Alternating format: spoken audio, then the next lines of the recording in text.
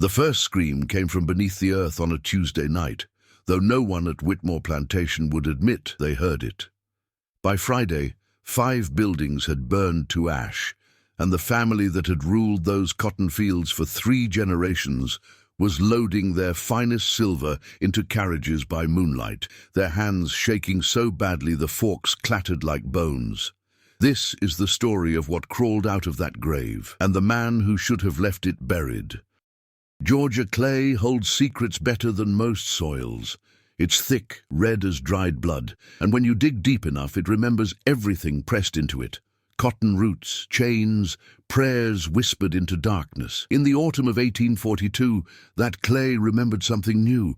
The shape of a living man forced beneath its weight, the desperate scrape of fingers that found no air, only more earth. For 3 nights running, the dogs had been howling from the pine woods that bordered the eastern edge of Whitmore Plantation.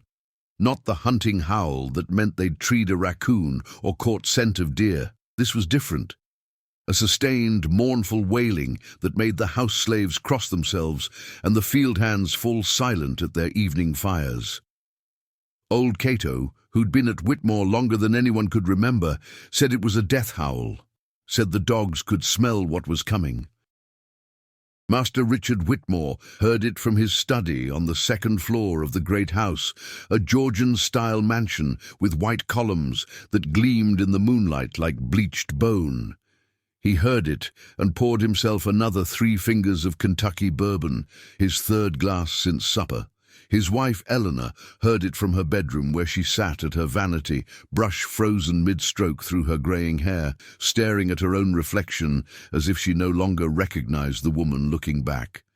Tell me in the comments which country you are from and what you thought of this story. And if this story made an impression on you, subscribe to the channel so you don't miss any future stories.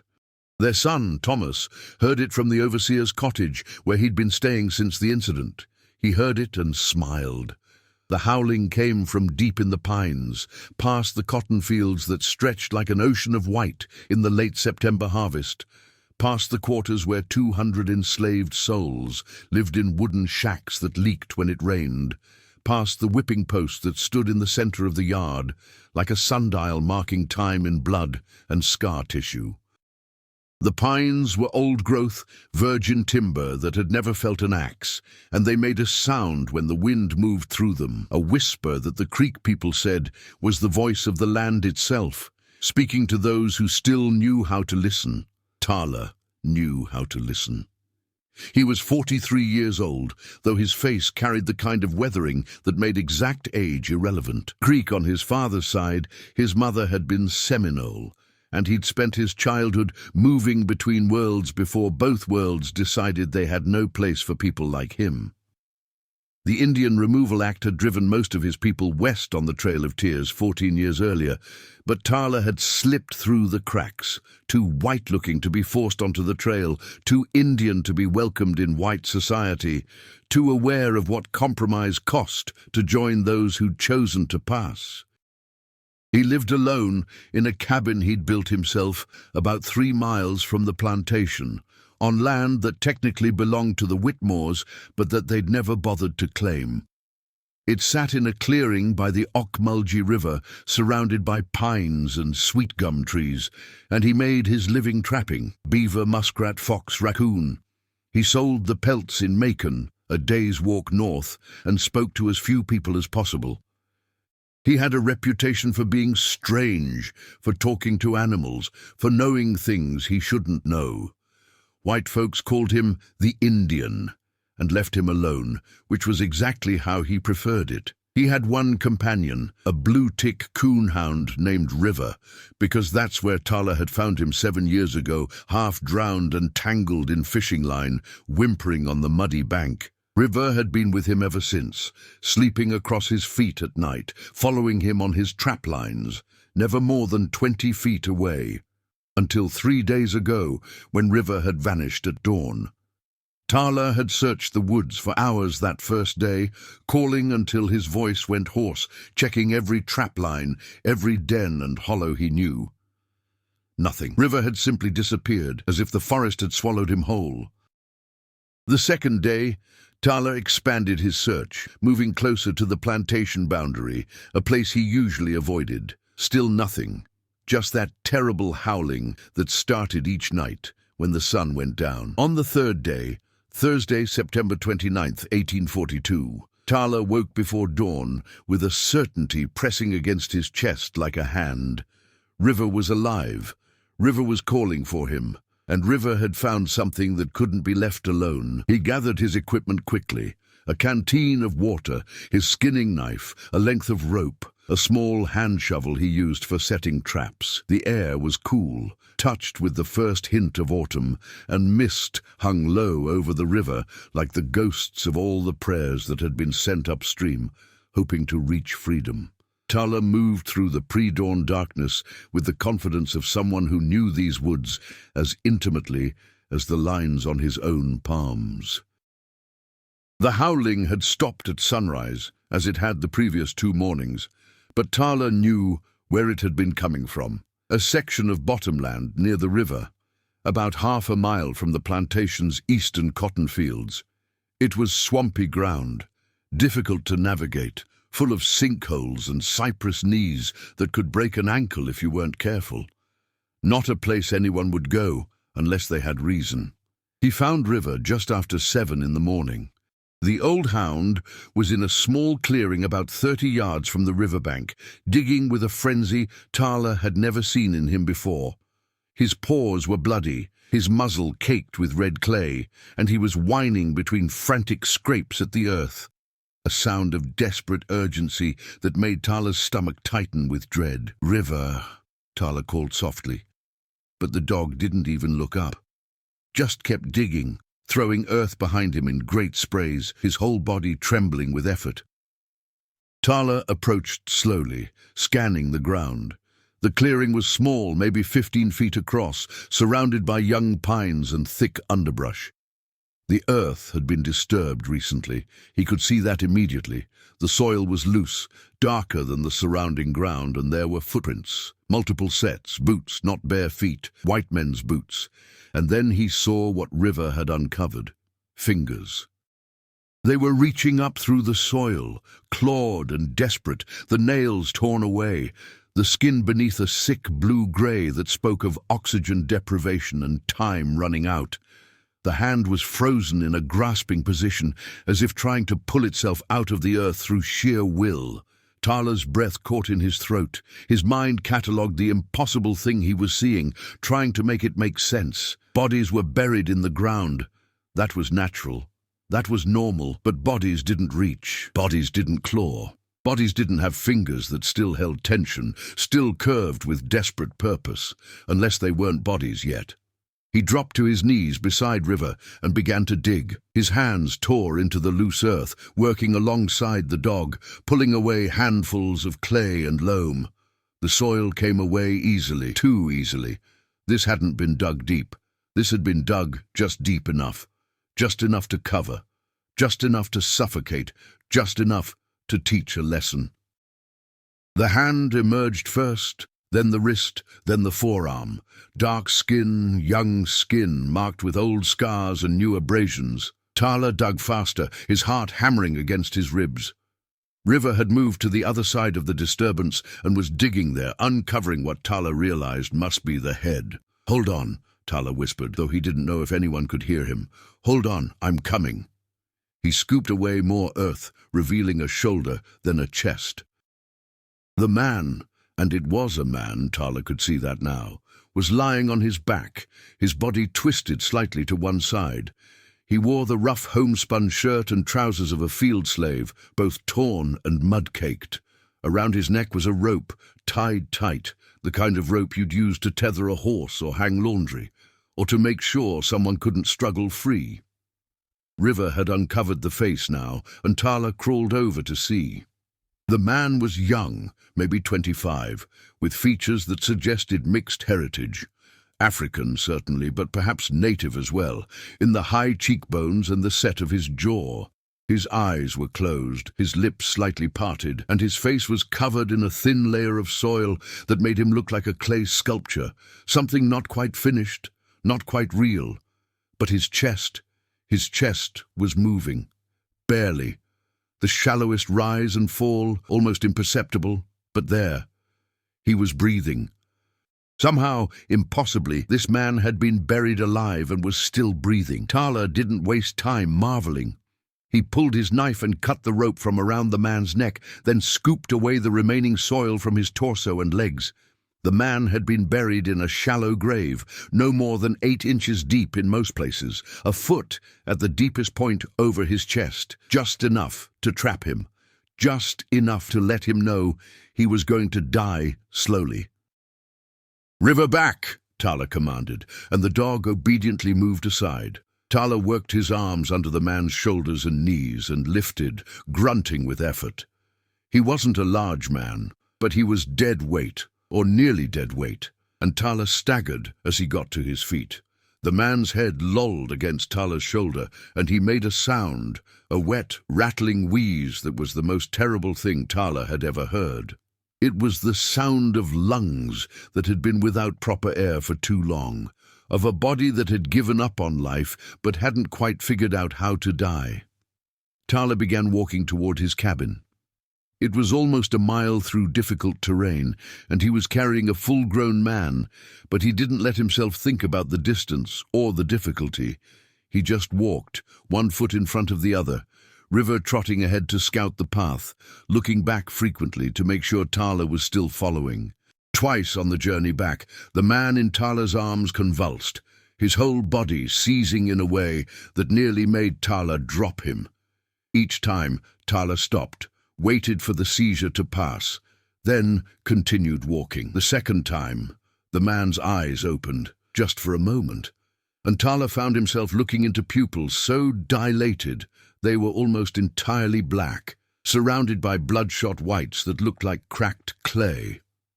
The man's lips moved. He was trying to speak. Tala leaned closer, straining to hear over the sound of his own labored breathing. "Buried," the man whispered, his voice like dry leaves scraping over stone. "He buried me." Then his eyes rolled back, and he went limp again. Tala walked faster. By the time they reached the cabin, the sun was fully up, burning off the morning mist and promising another hot September day. Tala kicked open the door and carried the man inside, laying him carefully on his own bed, a simple pine frame with a corn husk mattress and 2 wool blankets. The man's breathing was slightly stronger now, more regular, though still shallow. His skin had warmed somewhat from Tala's body heat during the walk, but he was still hypothermic, still in shock, still dancing on the knife's edge between life and death. Tala had treated injured animals plenty of times, and he'd tended to his own wounds on more occasions than he liked to remember. But this was different. This was a man who'd been buried alive, who'd breathed dirt and darkness, who'd felt the weight of the earth pressing down on every inch of his body, who'd known with absolute certainty that he was going to die slowly and terribly and alone. The mind didn't come back from something like that unchanged, but Tala would worry about the mind later. First, he had to keep the body alive. He built up the fire in his stone hearth and set water to boil. He stripped away the man's torn, mud-caked clothes and washed him with warm water and lye soap, cleaning the dirt from his skin, his hair, his ears, his nostrils, his mouth. The man's fingernails were completely torn away, the nail beds raw and bleeding. His wrists and ankles showed deep rope burns. His back bore the raised scars of old whippings, dozens of them layered over years. And on his left shoulder, burned into the skin, the letter W, about 2 inches high, the Whitmore brand. Tala had seen it before, on slaves who tried to run and been caught, brought back and marked as a warning to others. But this brand looked relatively fresh, maybe 6 months old, the scar tissue still pink and raised, which meant this man had run before, and been caught before, and marked before. And now someone had decided that marking wasn't enough. Tala dressed the wounds he could, wrapping the man's hands in clean cloth, applying salve made from pine resin and beeswax to the rope burns, covering him with blankets to raise his body temperature. He tipped small amounts of water into the man's mouth, relieved when the throat muscles contracted and swallowed reflexively. He wasn't conscious, but his body still wanted to live. That was something. River lay down beside the bed, his head on his paws, watching the man's face with an intensity that made Tala wonder what the dog knew that he didn't. For the rest of that day and into the night, Tala kept watch. The man's condition didn't improve, but it didn't worsen either. He remained unconscious, his breathing steady but shallow, his body occasionally twitching or shuddering as if reliving the burial in his sleep. Twice he cried out, wordless sounds of terror that made River whine and press closer to the bed. Tala dozed in his chair by the fire, waking every hour to check on his patient, to give him more water, to make sure he was still breathing. It was just after midnight when the man's eyes finally opened. Tala was awake, stirring a pot of rabbit stew over the fire, when he heard the sharp intake of breath behind him. He turned to see the man bolt upright in bed, his eyes wild, his hands clawing at his throat, as if trying to tear away rope that was no longer there. "Easy," Tala said softly, setting down the spoon and moving slowly toward the bed. "Easy. You're safe. You're above ground. You can breathe." The man didn't seem to hear him. He was gasping, hyperventilating, his whole body shaking. His gaze darted around the cabin, taking in the stone hearth, the rough wooden walls, the door, the single window, River lying at the foot of the bed, and finding nothing familiar, nothing that made sense. "Where?" he managed to choke out. "Where am I? What?" "You're in my cabin," Tala said, keeping his voice calm and level. "About 3 miles from Whitmore Plantation. My dog found you. You were buried. But you're out now. You're safe." The man's hand went to his throat, feeling for the rope, finding only bandaged skin. His breathing began to slow, just slightly, as his mind caught up with his body's panic response. "Buried," he repeated, and the word seemed to unlock something in him. Tears began streaming down his face, silent and unstoppable. "He buried me. Thomas. He said it was a lesson. He said I needed to learn." His voice broke and he doubled over, his bandaged hands pressed against his face. Tala waited, giving the man space to feel what he needed to feel. He'd learned long ago that some experiences couldn't be rushed through, couldn't be reasoned away. Sometimes you just had to let the horror wash over you and hope you were still standing when it receded. After several long minutes, the man's breathing steadied. He lowered his hands and looked at Tala with eyes that were ancient despite his young face. "Why?" he asked simply. "Why did you dig me up?" It was a more complicated question than it seemed. Tala considered it carefully before answering. "Because my dog wouldn't stop digging," he said finally. "And because leaving a man buried alive isn't something I can do, not and still look at myself." The man studied him for a long moment, taking in Tala's features, the copper tone of his skin, the black hair streaked with grey and tied back with a leather cord. "You're Indian," he said. It wasn't a question. "Creek," Tala confirmed. "You. My grandmother was Cherokee before—" He didn't finish the sentence. He didn't need to. They both knew what "before" meant. "What's your name?" Tala asked. The man hesitated, and Tala understood. Names were dangerous things. Names could get you caught, could get you killed, could get the people who helped you punished. But they were also the last thing that belonged to you when everything else had been taken. "Samuel," the man said finally. "Samuel Washington, but they call me Sam." "I'm Tala, that's River." Tala gestured to the hound, who thumped his tail once in acknowledgement. Samuel looked at the dog, and something complicated passed across his face. Recognition, gratitude, something that might have been wonder. "He saved me," Samuel said softly. "That sound, I could hear it. When I was down there, I could hear him digging. I thought it was the devil coming to drag me deeper, but it was him. He was trying to get to me. River stood and moved closer to Samuel, pressing his nose against the man's bandaged hand. Samuel flinched at first, then slowly, carefully, rested his hand on the dog's head. "Thank you," he whispered. Tala turned back to the fire, giving them their moment. He ladled stew into a wooden bowl and brought it over. "You need to eat," he said. "You need strength." Samuel took the bowl with trembling hands and began to eat, slowly at first, then faster as his body remembered it needed fuel. He ate the entire bowl and part of a second before his stomach rebelled and he had to stop. Tala brought him more water, which he drank gratefully. "How long?" Samuel asked. "How long was I—" "I don't know," Tala admitted. "When did they bury you?" Samuel closed his eyes, thinking. "Monday night, late, after the last bell." Tala felt cold run down his spine. "It's Friday. Early Friday morning. You were under for 3 days." The bowl slipped from Samuel's hands and clattered to the floor. 3 days, he repeated, his voice hollow. "I was buried alive for 3 days. You shouldn't have survived," Tala said bluntly. "The grave wasn't deep, but it was enough. You should have suffocated. Should have died of shock. Should have—" He trailed off, because listing all the ways Samuel should be dead didn't seem helpful. "I remember," Samuel said slowly, "the first day. I remember screaming until my voice was gone. I remember trying to dig up, but my hands were tied. I remember the weight, the darkness, the way the air got thinner and thinner until every breath felt like drowning." He paused, staring at something only he could see.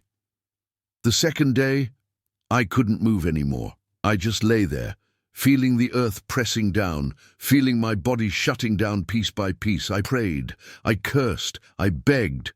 Nothing changed. The darkness just got darker." Another pause. Longer this time. "The third day, I wasn't alone anymore." Tala felt the hair rise on the back of his neck. "What do you mean?" Samuel looked up at him, and his eyes held something that made Tala take an involuntary step backward. "There were others," Samuel said quietly. "In the darkness, under the earth. I could feel them, slaves who'd been buried in those woods, in unmarked graves, forgotten. They'd been there for years, decades. Some of them from before the Whitmores even came, and they were angry."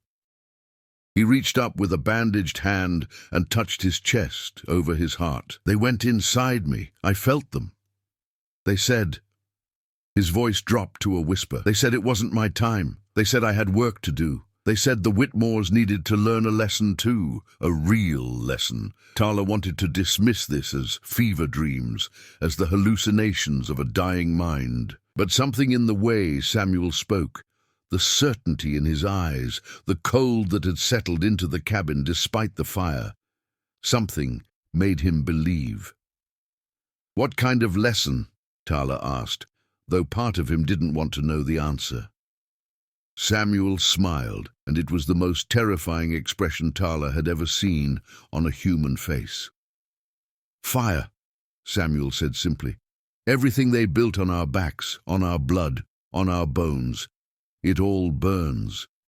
The fever came that night like a punishment, burning through Samuel's body with an intensity that made him thrash against the blankets, crying out in languages Tala didn't recognize.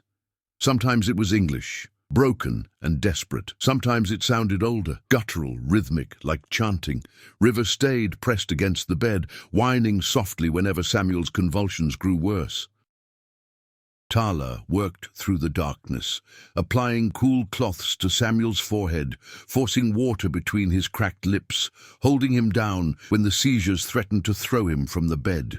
By dawn on Saturday, Samuel's temperature had climbed so high that his skin felt like sun-baked clay, and Tala began to wonder if saving him from the grave had only postponed the inevitable.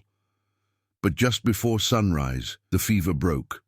Samuel's eyes opened, clear and focused in a way they hadn't been before. He looked at Tala with an expression of such profound gratitude that it made the older man uncomfortable. "You stayed," Samuel said, his voice hoarse but stronger. "Where else would I go?" Tala replied, wringing out another cloth. "This is my home."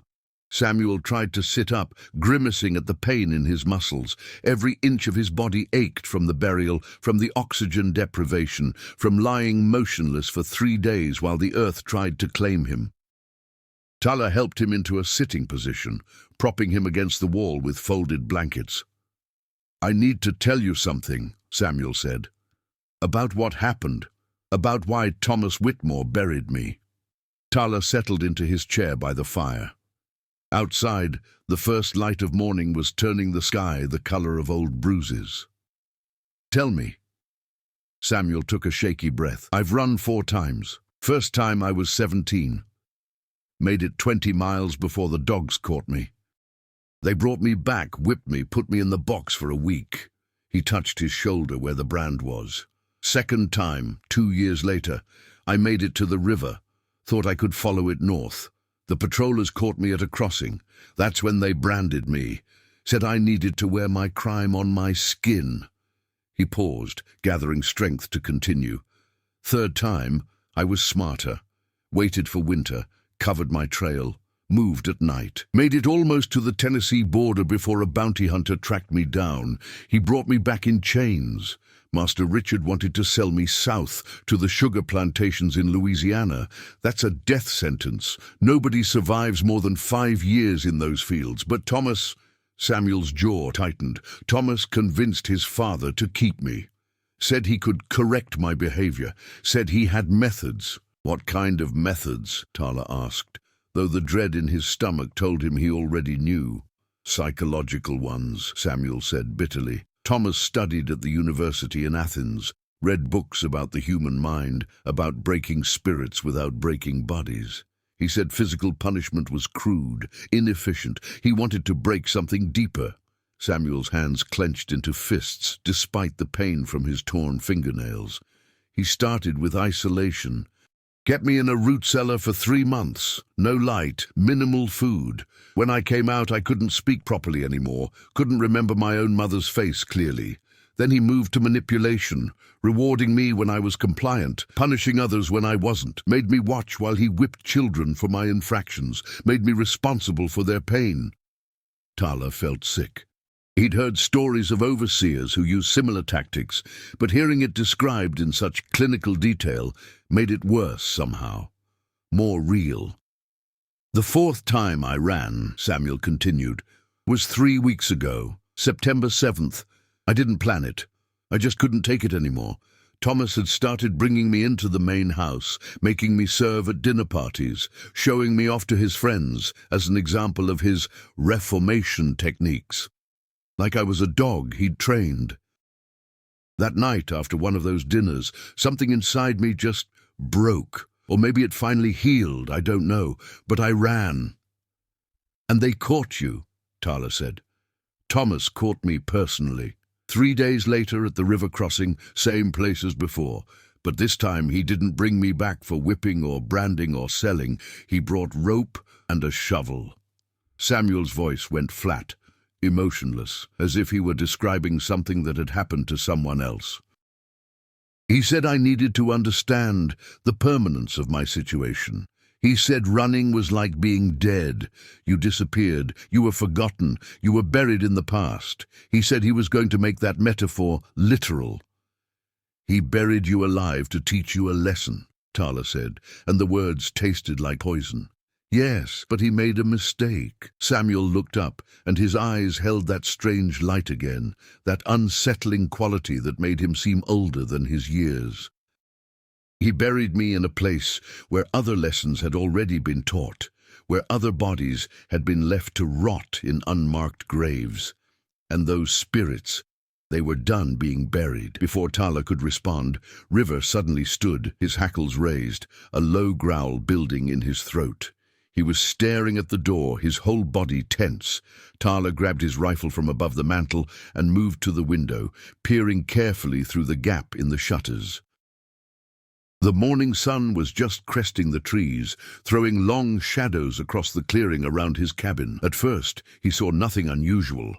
Then movement caught his eye, a figure on horseback, emerging from the tree line about 100 yards away. Then another, and another. "Patrollers," Tala said quietly. "3 of them." Samuel went pale. "They're looking for me." "Probably. But they won't search here without cause. I'm on my own land, and I haven't given them reason to bother me." Even as he said it, Tala wasn't entirely sure it was true. The patrollers were empowered to search anywhere for runaways, and his status as a free person of color, even one with native blood, offered only limited protection. The riders stopped at the edge of the clearing. Tala recognized the lead man, Jonas Fletcher, a professional slave catcher who worked the counties between Macon and Savannah. He was a tall, lean man with a face like weathered leather and eyes that held no warmth whatsoever. He made his living returning human beings to bondage, and he was very good at his job. Fletcher called out, "Ho, the cabin! Tala! You in there?" Tala exchanged a glance with Samuel, then called back, "I'm here, Fletcher. What do you want?" "Got a runaway from Whitmore Plantation. Young buck, mid-20s, branded on the left shoulder. Went missing Monday night." "You seen anyone matching that description?" "Haven't seen anyone," Tala called back. "Been running my trap lines all week." There was a pause. Tala could see Fletcher conferring with the other 2 men. Then, "Mind if we have a look around, just to be thorough?" This was the moment. Tala could refuse, which would make them suspicious, or he could allow it, which would mean exposing Samuel. Either choice carried risks. But before Tala could respond, he heard a sound behind him, a soft thump, like something falling. He turned to see Samuel standing beside the bed, swaying slightly, one hand pressed against the wall for support. "What are you doing?" Tala hissed. "Get back in bed." "No," Samuel said quietly. "I won't hide anymore. I won't let you take the risk for me. Don't be stupid. If they find you here, then they find me, and I go back. And Thomas buries me again, probably deeper this time."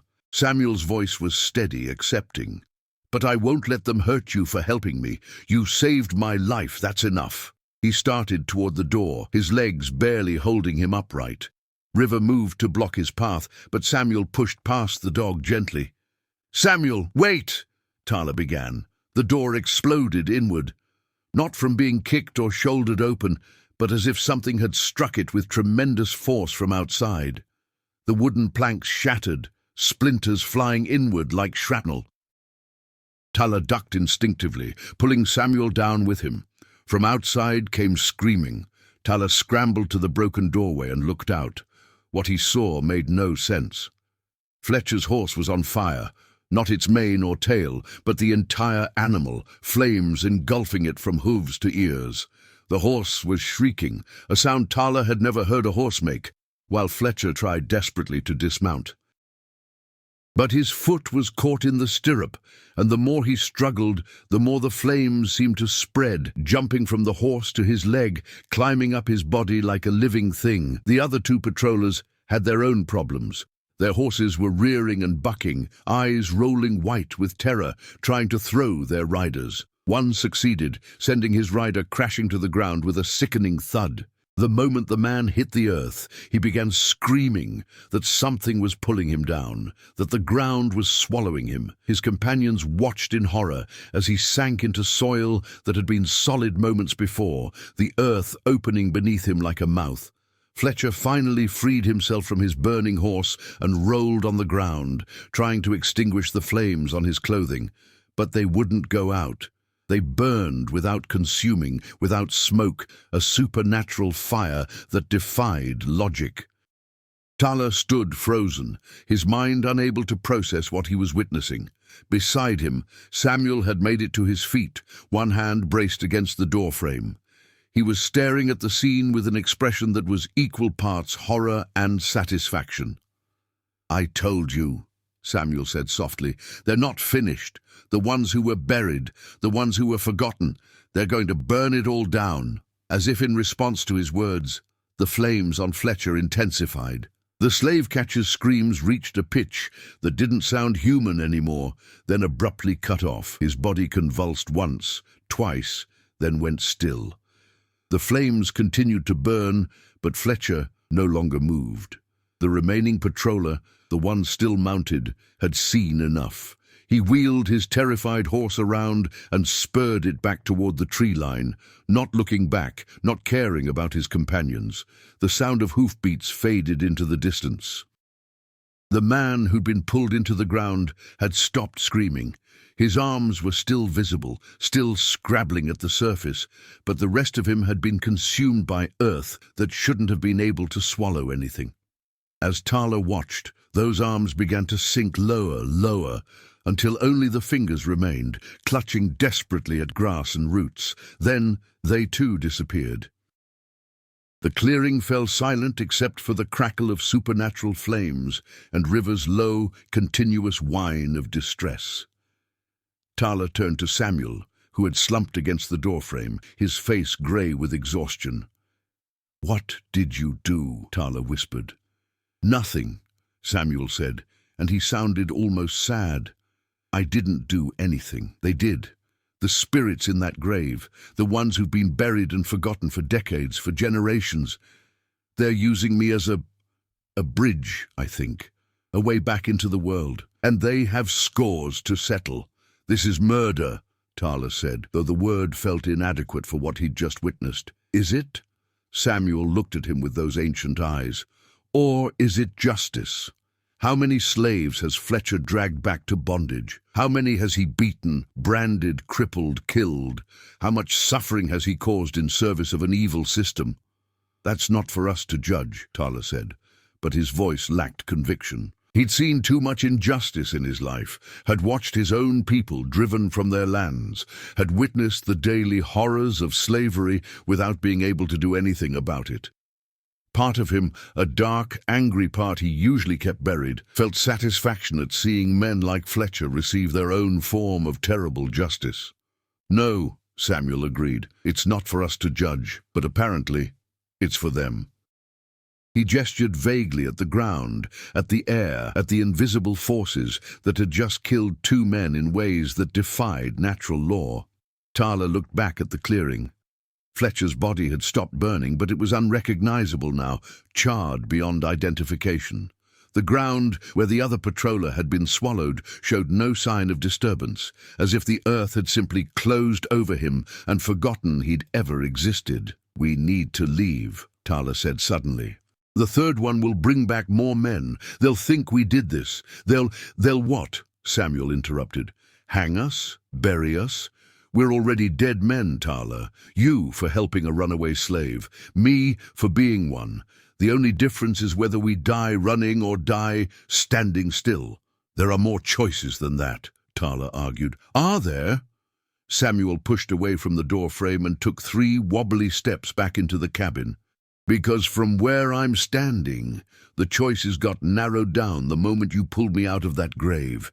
You saved me. That connects us now. Whatever happens next, whatever those spirits have planned, we're part of it." Tala wanted to argue, wanted to insist that he could still walk away from this, could still return to his solitary life of trapping and avoiding entanglements with the human world, but he knew Samuel was right. The moment he'd started digging, the moment he'd carried Samuel back to his cabin and nursed him back from the edge of death, he'd made a choice that couldn't be unmade. "So, what do we do?" Tala asked. Samuel lowered himself carefully onto the edge of the bed, River immediately pressing against his legs. "We wait," he said, "and we watch, because this is just the beginning. The spirits, they showed me things while I was buried, showed me what's coming. Fire, Tala, fire everywhere. Every building the Whitmores own, every field they've watered with slave blood, every structure built on stolen land and stolen lives. It's all going to burn. When?" Samuel looked toward the window, toward the morning sun rising over Georgia. "Soon," he said. "Very soon. They're gathering strength. Every injustice, every atrocity, every unmarked grave in those woods, it all feeds them, makes them stronger, and when they're ready..." He trailed off, but his meaning was clear. Tala moved to the shattered door and began pulling boards across it, trying to create some semblance of security. It was futile. If the spirits could do what he'd just witnessed, a few planks of wood wouldn't stop them. But humans needed the illusion of safety, the ritual of protection, even when they knew it was meaningless. As he worked, he heard Samuel begin to sing. It was a song Tala didn't recognize, in a language that sounded like a blend of African dialects and Creek, with words that felt older than either. The melody was mournful, but somehow triumphant, like a dirge that had transformed into a battle hymn. River joined in, a low howl that harmonized eerily with Samuel's voice. And from outside, from the woods beyond the clearing, other voices began to answer. At first, Tala thought it was the wind. Then he realized it was singing. Dozens of voices, maybe hundreds, all taking up Samuel's song. The voices of the buried, the voices of the forgotten, the voices of those who had died in bondage and been left in unmarked graves, their names lost, their stories erased. They were singing now, and the Whitmores would hear them. Eleanor Whitmore hadn't slept properly in 4 days. She sat in her bedroom on Saturday morning, still in her nightgown, staring at her reflection in the vanity mirror and seeing a stranger. The woman looking back had aged 10 years in less than a week. New lines around her eyes, grey showing at her temples that she'd managed to hide until now, a tremor in her hands that no amount of laudanum could still. The howling had stopped Thursday night, which should have brought relief. Instead, the silence felt worse, pregnant with anticipation, like the stillness before a storm. She'd been 19 when she married Richard Whitmore, the belle of Savannah society, courted by half a dozen wealthy planters' sons, before Richard won her hand with promises of a grand estate and a life of cultured ease.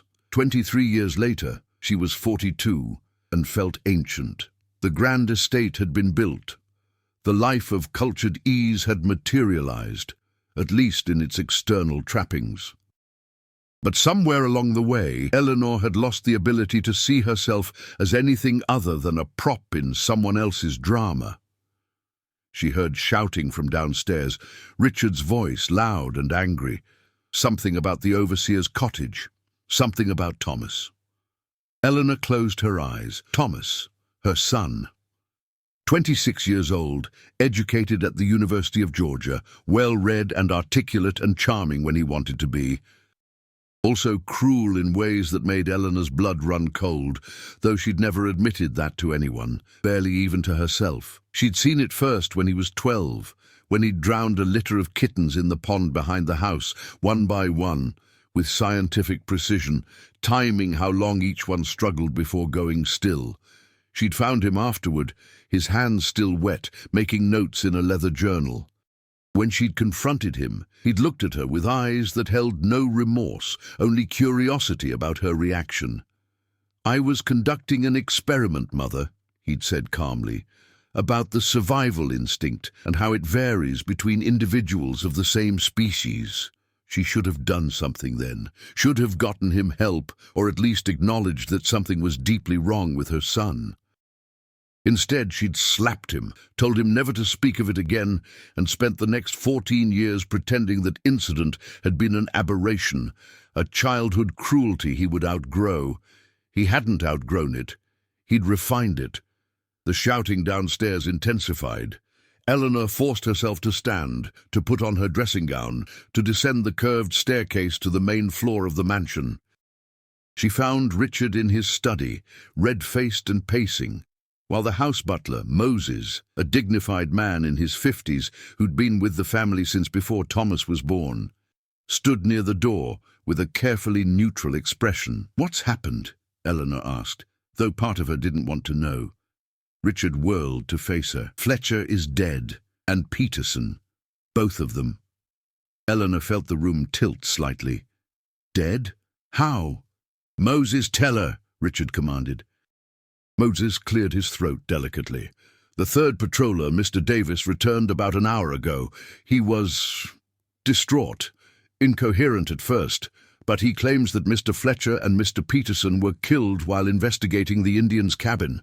He says—" Moses paused, clearly struggling with how to phrase what came next. "He says that Mr. Fletcher's horse caught fire spontaneously, and that the flames spread to Mr. Fletcher himself, and that Mr. Peterson was pulled into the ground, as if the earth itself had swallowed him." Richard made a disgusted sound. "Madness. The man was drunk or having a fit. Men don't catch fire spontaneously, and the earth doesn't swallow people." "Nevertheless," Moses said carefully, "Mr. Davis insists that's what he witnessed. He's refusing to go anywhere near the Indians' land again. In fact, he's already left the county. Said he'd rather face charges for desertion than return to those woods." Eleanor moved to the window, looking out over the plantation grounds. The cotton fields stretched endlessly, white bowls ready for harvest. Beyond them, the pine woods where the slaves lived in their quarters. And beyond that, the wild forest where Tala lived in his cabin, where something impossible had apparently happened. "The Runaway," Eleanor said quietly. "This is about the runaway Thomas buried." Richard's face darkened. "Don't start with that again, Eleanor." "It's true, isn't it? Thomas buried a living man, as punishment, as an experiment." She turned to face her husband. "And now men are dying." "Coincidence," Richard snapped. "Bad luck. Davis panicked and imagined things, that's all." But Eleanor could see the doubt in his eyes. Richard was many things. Arrogant, sometimes cruel, always certain of his own righteousness. But he wasn't stupid. He'd heard the howling too. He'd felt the change in the air, the sense that something fundamental had shifted in the world around them. "Where is Thomas?" Eleanor asked. "In the overseer's cottage. He's been—" Richard hesitated. "He's been unwell since Thursday." "Unwell how?" "Fevered, delirious, talking about being buried, about the earth pressing down, about voices calling to him from underground." Richard's voice dropped. "The doctor says it's swamp fever, says it should pass." But Eleanor heard what he didn't say. Thomas was experiencing symptoms eerily similar to what the buried man must have experienced, as if whatever had been done to that slave was now being reflected back onto her son. A knock at the study door interrupted them. It was Eliza, one of the housemaids, looking frightened. "Begging pardon, Master Richard, but there's smoke coming from the eastern fields. The hands say it's not normal smoke. Say it's moving against the wind." Richard rushed past her, Eleanor following. They emerged onto the front portico of the mansion to see what Eliza had described. A column of smoke was indeed rising from the eastern cotton fields about a quarter-mile away, but it wasn't behaving like normal smoke. It rose straight up despite the morning breeze, then seemed to spread laterally, forming shapes that looked almost deliberate, almost like fingers reaching across the sky. "Get every available man to the fields," Richard commanded. "We need to contain that fire before it spreads to the rest of the crop."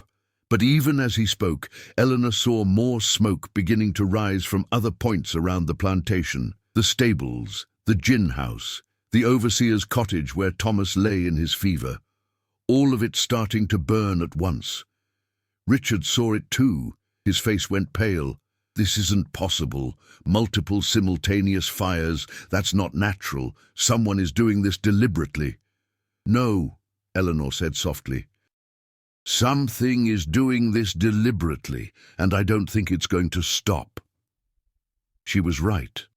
By mid-morning, half the plantation was burning. The fire crews fought desperately, but every blaze they managed to contain would flare up again moments later, or new fires would appear in places that shouldn't have been able to burn. The cotton fields went up like tinder, despite being green and damp from morning dew. The stables burned even though the wood had been treated with fire-resistant chemicals.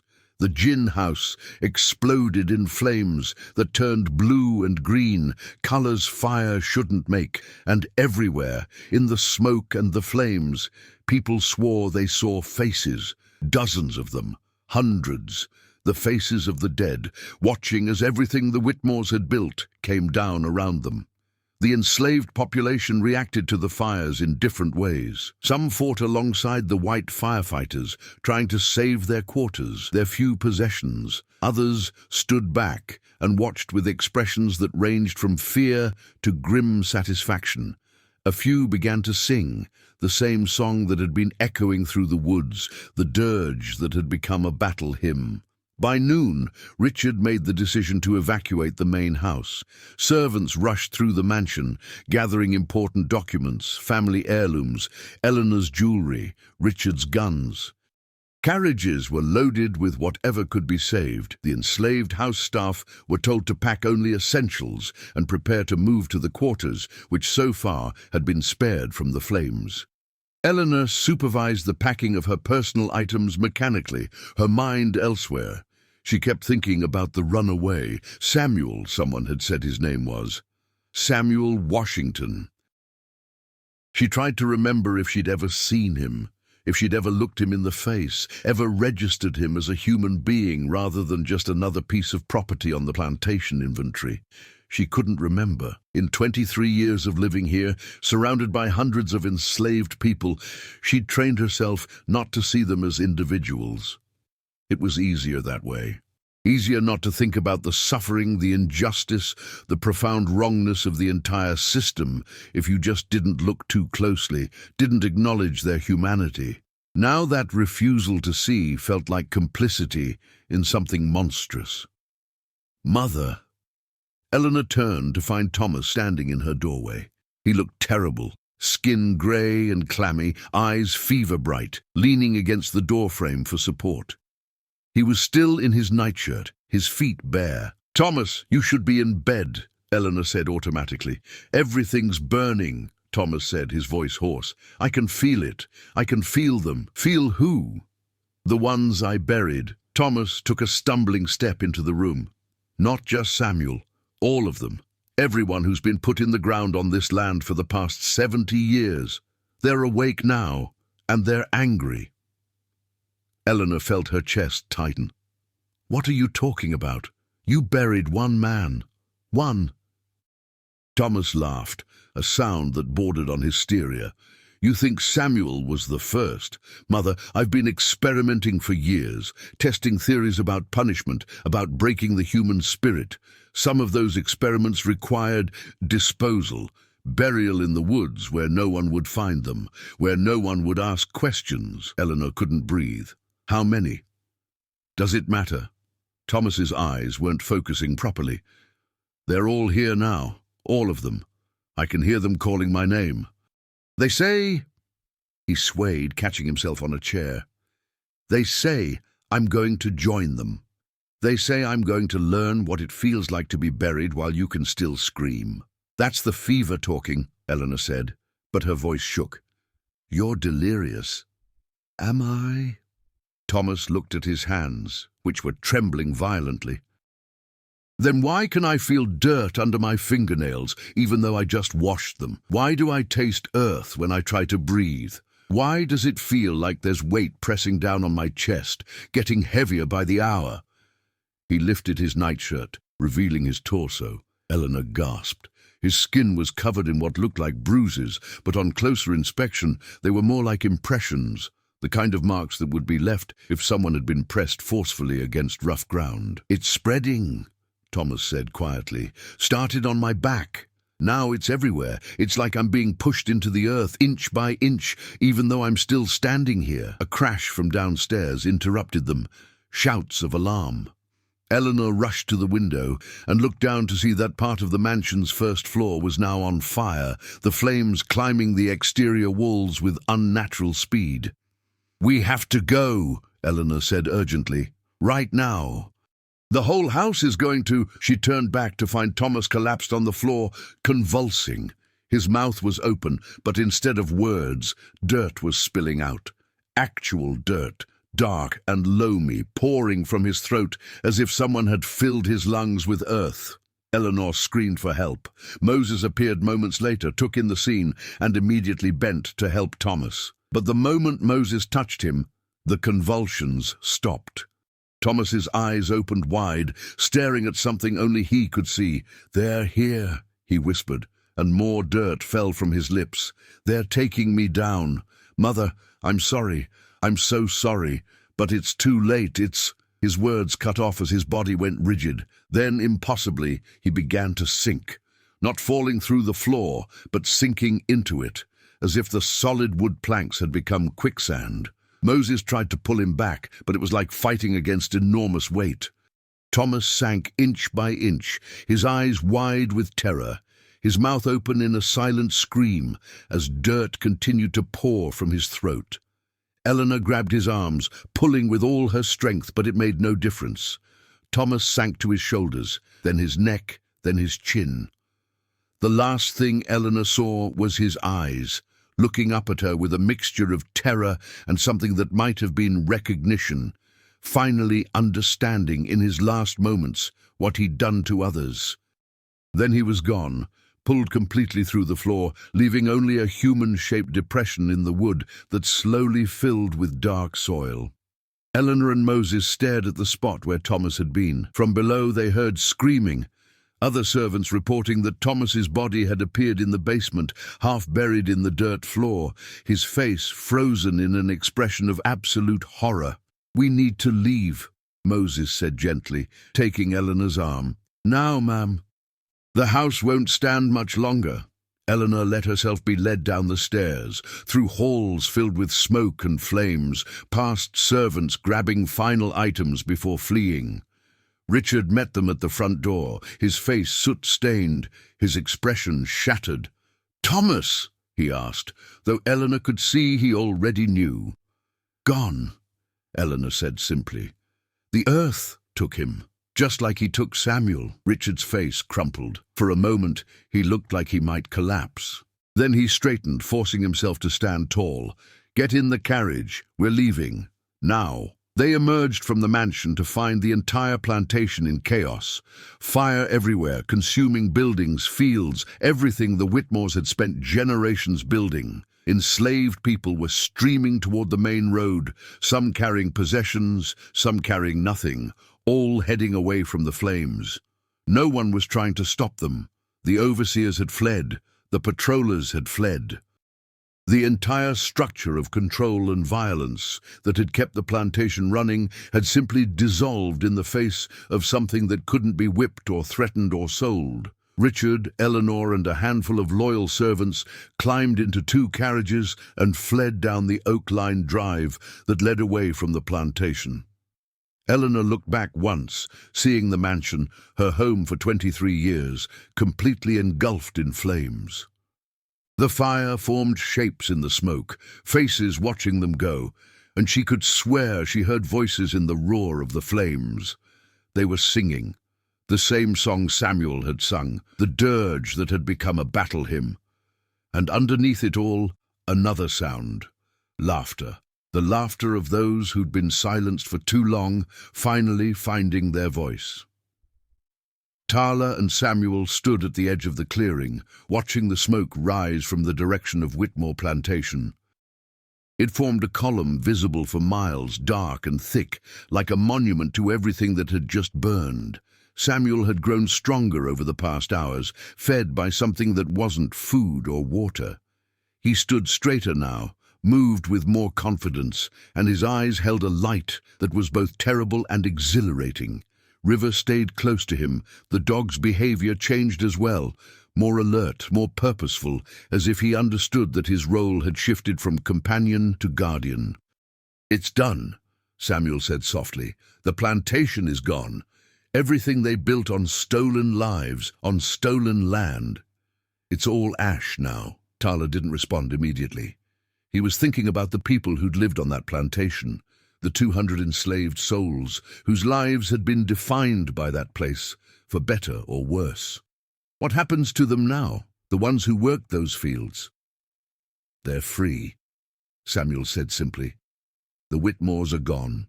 The overseers are gone. The system that kept them in chains is broken, at least here in this place, at least for now." "Freedom isn't simple," Tala said.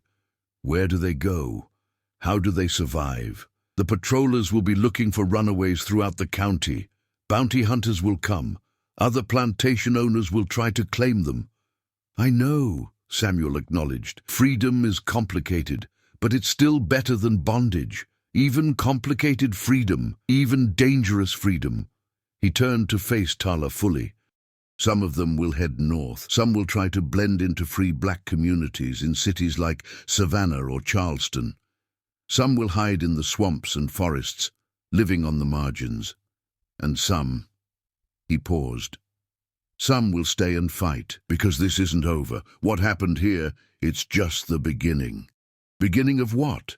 Samuel gestured toward the smoke, toward the ruins of Whitmore Plantation. The spirits, they're not satisfied. One plantation burning isn't enough. They want all of it to fall, every system built on slavery, every institution that profits from it, every person who perpetuates it. They want a reckoning. That's not possible, Tala said. Slavery is too entrenched, too widespread. It's woven into the entire economy of the South. You can't just burn it all down. Can't I? Samuel's voice was quiet but intense. Or rather, can't they? The spirits, they're not bound by what's possible or practical. They're driven by rage and justice and the accumulated pain of centuries, and now they have a vessel. He touched his chest. Me, a body that was buried and came back, a bridge between the world of the living and the world of the dead. Tala felt cold, despite the warm morning sun. What are you saying? I'm saying that I'm not just Samuel Washington anymore. I'm all of them. Every enslaved person who died on Whitmore land, whose body was thrown in an unmarked grave, whose name was forgotten. They're inside me, part of me, and they have plans. Samuel. My name is Legion, Samuel interrupted, and his voice had changed, layered now, as if multiple people were speaking through him at once. For we are many. Tala took an involuntary step back. River whined softly, but didn't move from Samuel's side. Samuel closed his eyes, and when he opened them again, they were his own. The multiple voices were gone, leaving only the young man Tala had pulled from the grave. I'm sorry, Samuel said, sounding shaken. That happens sometimes now. They push forward, take over. I'm learning to control it, but it's difficult. How many? Tala asked. How many are inside you? I don't know exactly. Dozens, certainly. Maybe hundreds. Every spirit that was connected to that burial ground, every soul that was laid to rest without proper ceremony, without acknowledgement. They were waiting for someone like me, someone who was buried but didn't die, someone who could serve as a doorway between their world and this one. He sat down heavily on a fallen log, suddenly looking exhausted. I can feel them all the time now. Their memories, their pain, their anger. Sometimes I don't know where I end and they begin. But there's one thing we all agree on. This can't continue. The system has to fall, no matter the cost. Tala sat beside him, trying to process everything. He'd spent most of his adult life avoiding involvement in the struggles around him, the displacement of his people, the horrors of slavery, the violence and injustice that defined the South. He'd told himself it was survival, that staying neutral was the only way to remain free. But neutrality, he was beginning to understand, was its own form of complicity. What do you need from me? Tala asked finally. Samuel looked at him with surprise and gratitude. You're willing to help, even after seeing what happened to Fletcher and Peterson, even knowing what I've become. You didn't ask to be buried alive, Tala said. You didn't ask to become a vessel for vengeful spirits. But you saved yourself, or they saved you, or both, and now you're here. I pulled you from that grave. That connects us, like you said. I won't abandon you now. Samuel's eyes filled with tears. Thank you, he whispered. You don't know what that means. To have someone see me, all of me, what I am now, and not run away. So what's the plan? Tala asked. The spirits want a reckoning. How do we give them one without getting ourselves killed in the process? Samuel was quiet for a moment, listening to voices only he could hear. They want to spread, he said finally. What happened here at Whitmore needs to happen at other plantations. The fire needs to become a wildfire, consuming everything in its path. But it can't be random. It has to be strategic. Strategic how? We target the worst ones first, the plantations with the cruelest masters, the most brutal overseers, places where the spirits of the dead cry out loudest for justice. We go there, we connect with the burial grounds, we let the spirits rise, and we watch it burn. That's insurrection, Tala said bluntly. They'll send the militia, the army if necessary. They'll hunt down every free black person, every abolitionist, every sympathizer. The reprisals will be massive. I know, Samuel said, but doing nothing guarantees that the suffering continues. At least this way we fight back. At least this way the dead get their justice. Tala thought about his people, about the Trail of Tears, about how his mother had died on that forced march west, while men like Richard Whitmore watched from their plantations and did nothing. He thought about the countless unnamed slaves buried in the Georgia woods, their stories lost, their lives reduced to nothing more than property values in ledger books. "All right," he said, "I'm in. But we do this smart. We plan carefully. We don't just rush in and hope the spirits will protect us." Samuel nodded. "Agreed.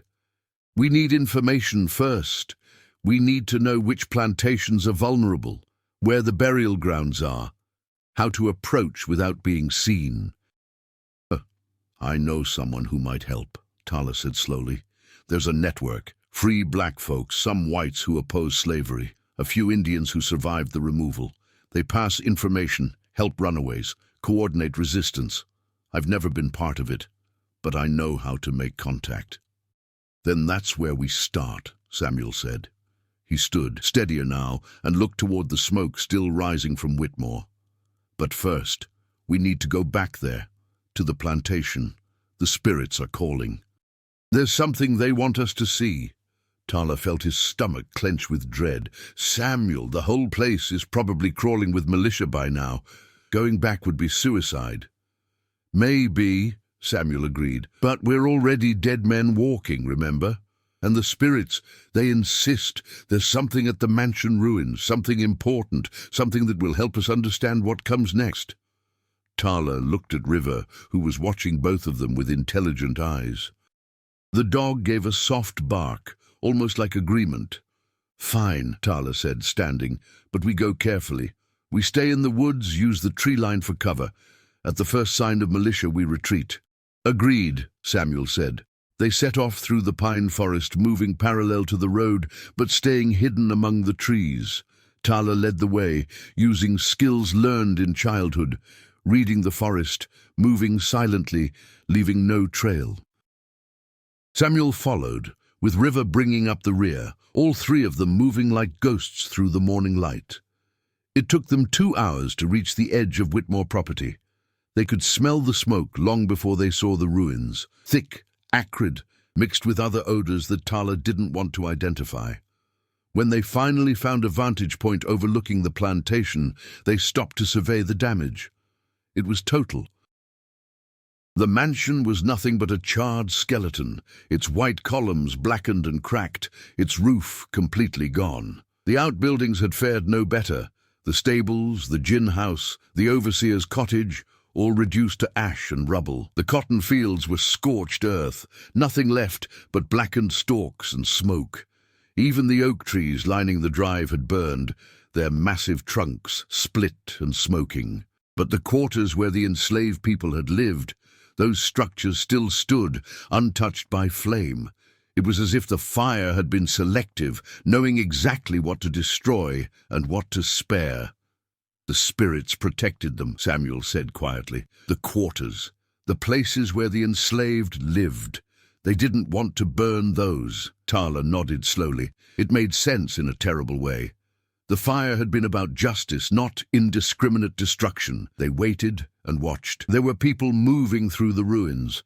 A few militia members, some curiosity seekers from neighboring plantations, a handful of survivors picking through the wreckage. But the numbers were surprisingly small. Most people, it seemed, had heard the stories about what happened and wanted nothing to do with the cursed Whitmore land. "We need to get to the mansion," Samuel said. "The basement specifically. That's where Thomas died, where he was pulled through the floor." The spirits say there's something there we need to find. How do we get past the militia? Tala asked. Samuel smiled grimly. We don't. We wait until dark. Then the spirits will help us.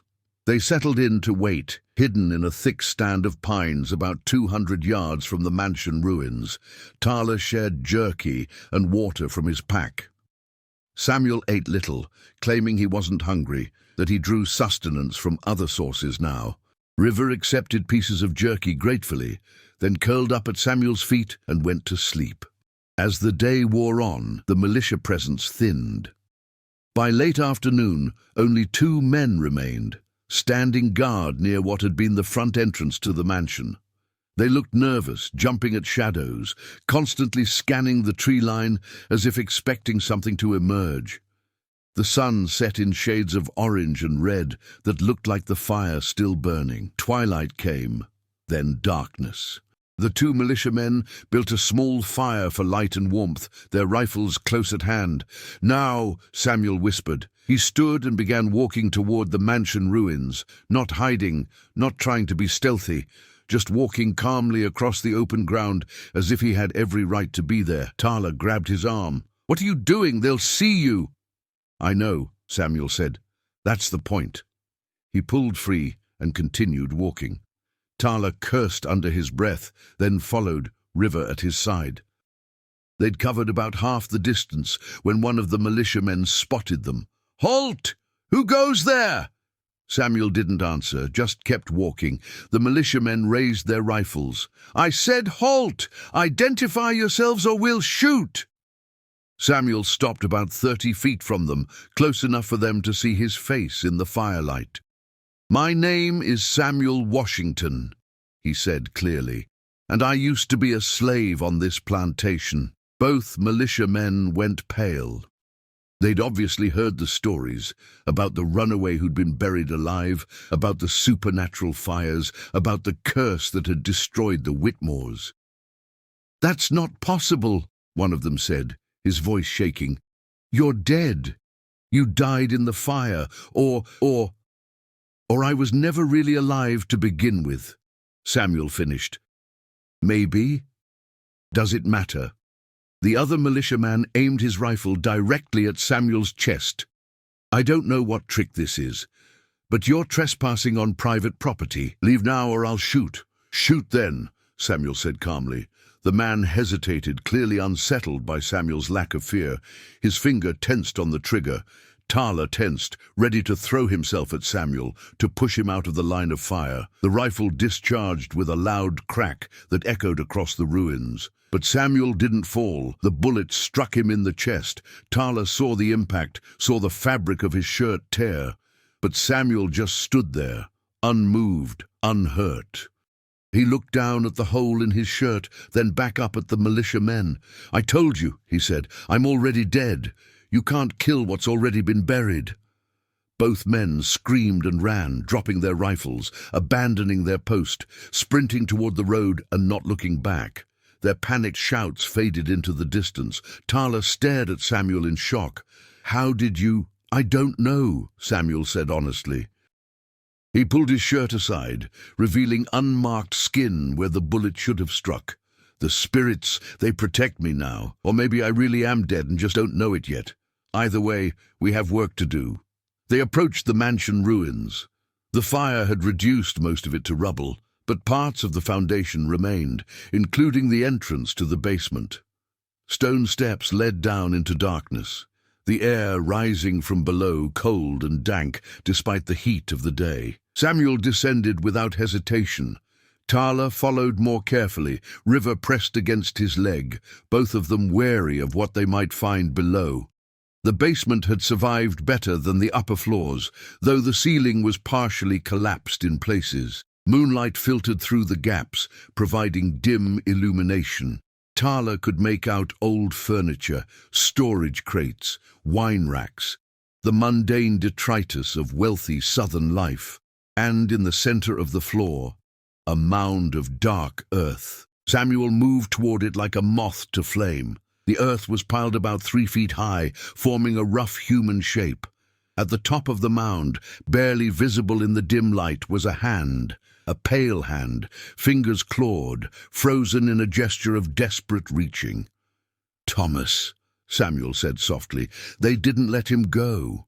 Even after he died, even after being pulled through the floor, they kept him, suspended between worlds, just like he suspended me between life and death." Tala approached cautiously. The hand was definitely human, definitely dead, but there was something wrong about it. The skin had a waxy, preserved quality, as if the body wasn't decomposing naturally. "Why did they want us to see this?" Tala asked. Samuel knelt beside the mound, placing his hand on the earth. His eyes closed, and he was silent for a long moment. When he spoke again, his voice had that layered quality, multiple voices speaking as one. "A message," the voices said, through Samuel, "for the other masters, the other overseers, everyone who profits from bondage. This is what awaits them, not clean death, not peaceful rest, eternal burial, eternal suffocation, eternal awareness of the earth pressing down. This is the fate of those who bury others." Samuel's eyes opened, and they were his own again. He stood, swaying slightly. "There's more." Thomas kept records, detailed journals about his experiments, names, dates, methods. Evidence of murders that were never investigated, disappearances that were never questioned. They're hidden somewhere down here. Tala began searching methodically, checking crates and furniture. River helped, his nose leading him to a trunk tucked behind the collapsed remains of a wine rack. Inside, carefully wrapped in oilcloth, were dozens of leather-bound journals. Tala opened one at random. The handwriting was precise, almost elegant, making the content all the more chilling. Detailed descriptions of punishments inflicted, observations on the psychological effects of various tortures, cold clinical notes about subjects who hadn't survived the experiments. "This is evidence," Tala said, "proof of his crimes. If we could get this to abolitionists in the North, to newspapers—" "It would be dismissed as forgeries," Samuel interrupted. "Who would believe that the son of a respected planter was a serial killer? Who would care, even if they did believe it, since his victims were all enslaved people? The system protects its own." "Then why take them?" Tala asked. "Because we need to understand," Samuel said. "These journals contain information about other plantations, other overseers who use similar methods. Thomas corresponded with them, shared techniques. This is a map of where we need to go next, of who else needs to face justice." Tala gathered the journals and wrapped them back in the oilcloth. As he did, something else in the trunk caught his eye. A smaller book, bound in red leather. He pulled it out and flipped through it. Unlike the journals, this one wasn't written in English. The language looked like Latin, with strange symbols in the margins. "Samuel, look at this."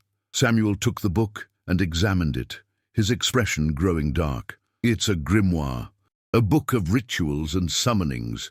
Thomas wasn't just torturing people physically, he was experimenting with the occult, trying to break not just their bodies and minds, but their souls."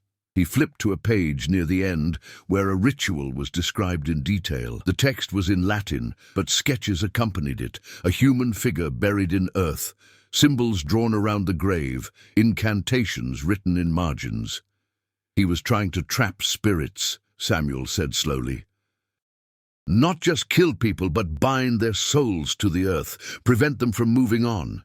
He wanted to create permanent suffering, eternal torment. That's what he did to you," Tala realized. "When he buried you, he wasn't just trying to teach you a lesson. He was performing a ritual." "Yes," Samuel agreed, "but it backfired. Instead of trapping my soul alone, the ritual opened a door. All the spirits he'd tried to bind, all the ones who'd been buried in those woods for decades, the door opened for all of them, and they flooded through, using me as their vessel." He closed the book with a snap. "We're taking this too. The abolitionists might dismiss the journals, but there are others who would find this valuable." Practitioners of the old ways, people who understand the spirit world. They can help us use what Thomas learned against the system he served. They gathered everything, the journals, the grimoire, anything else that looked important, and prepared to leave. But as they reached the stairs, Samuel stopped. "Wait," he said, "there's one more thing." He returned to the mound of earth where Thomas's hand protruded.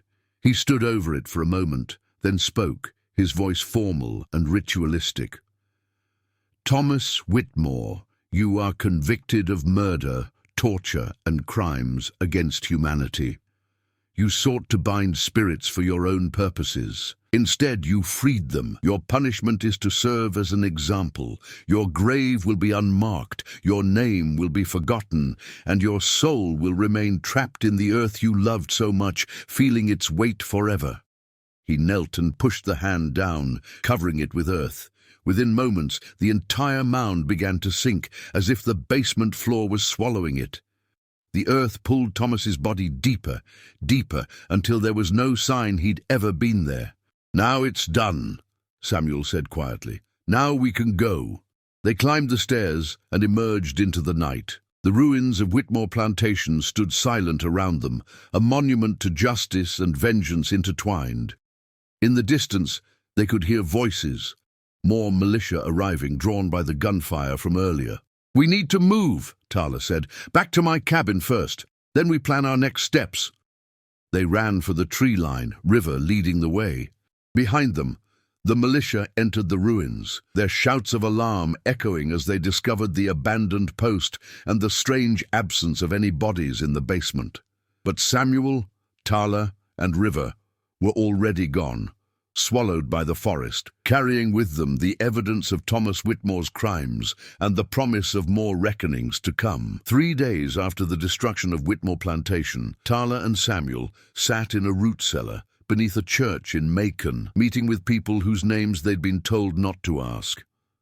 There were 5 others present, 2 free black men, 1 white woman, who introduced herself only as Friend Anne, and 2 formerly enslaved people who'd escaped north years ago and returned to help others do the same. The cellar was lit by a single lantern, casting dancing shadows on the dirt walls.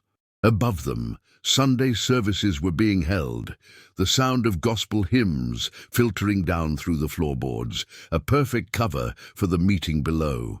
Tala had made contact with this group through a series of carefully placed messages, using signs and signals he'd learned over the years, but never used. A specific way of tying a handkerchief to a tree branch, a pattern of stones left by a creek, a coded question asked to the right person.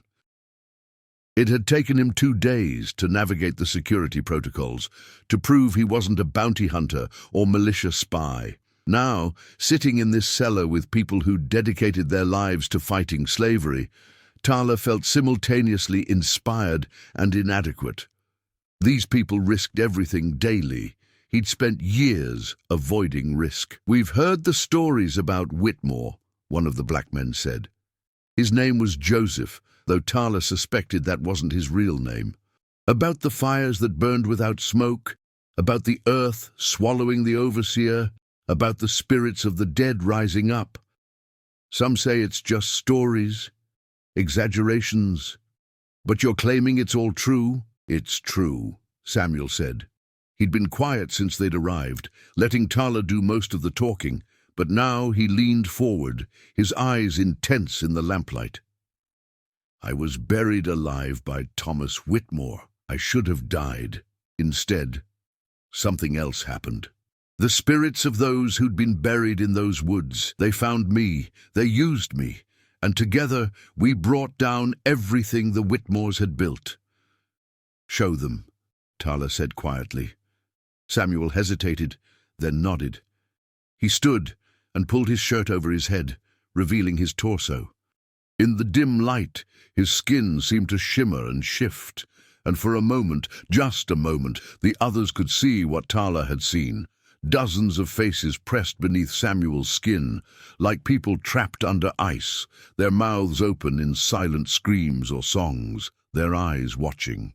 Friend Anne gasped, One of the other men crossed himself. Joseph just stared, his expression unreadable. "Lord, have mercy," one of the formerly enslaved men whispered. "He's carrying them, all of them." Samuel pulled his shirt back on and sat down.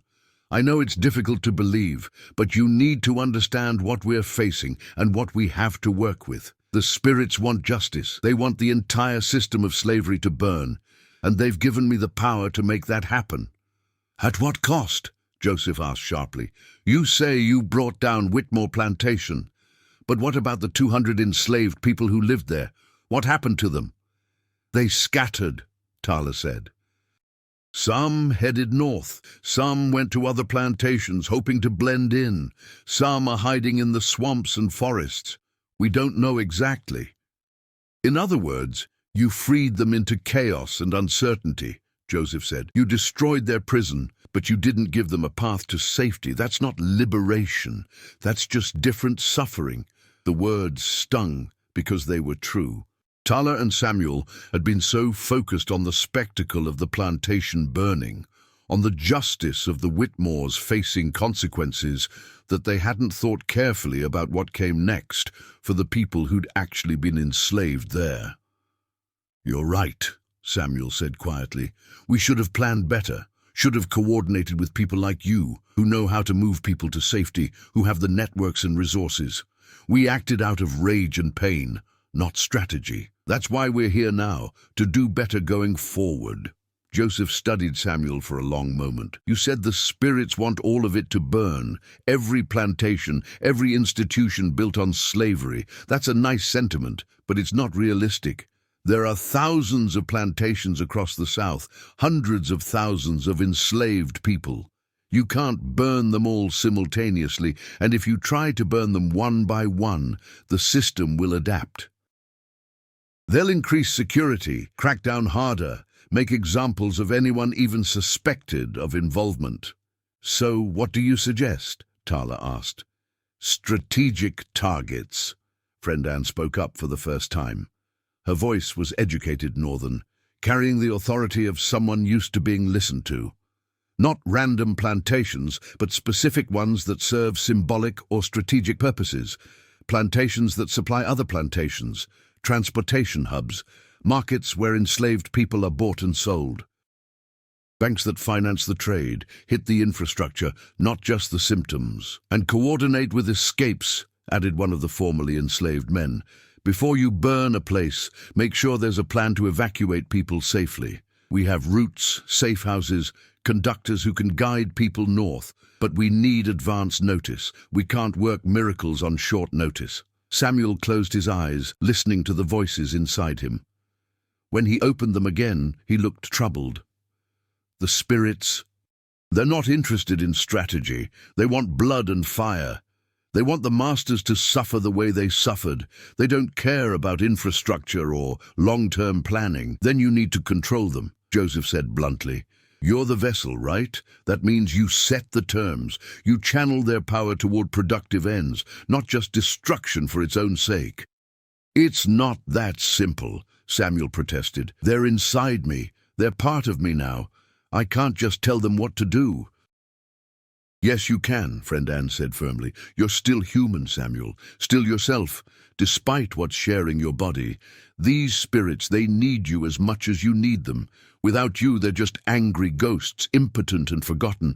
But with you, they can actually affect change. That gives you leverage. Use it." Samuel looked uncertain, but also intrigued. "How?" "Negotiation," Joseph said. "Commune with them, listen to what they want, but also tell them what you need.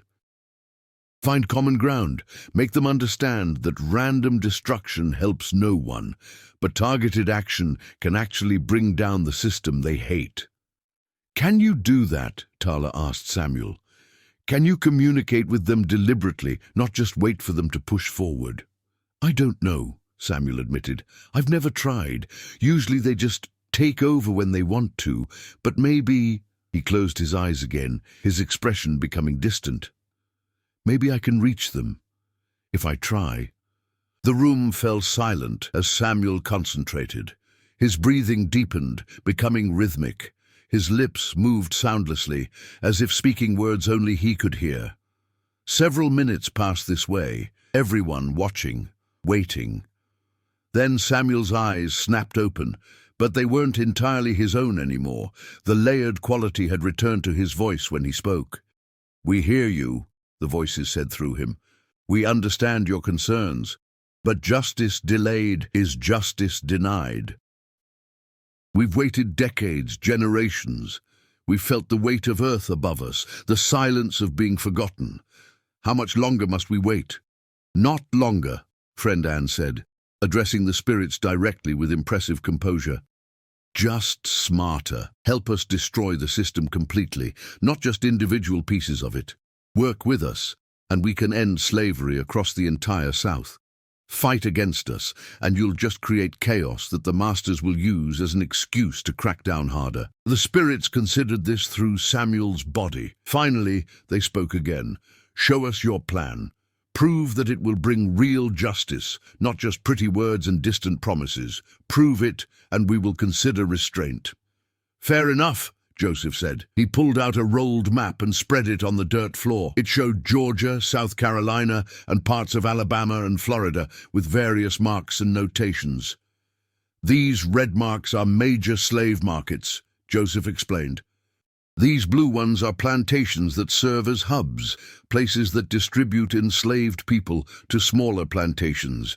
These green marks are banks that finance the trade. And these black marks," he paused, "these are the worst places, the ones with reputations for exceptional cruelty, places where enslaved people are worked to death routinely."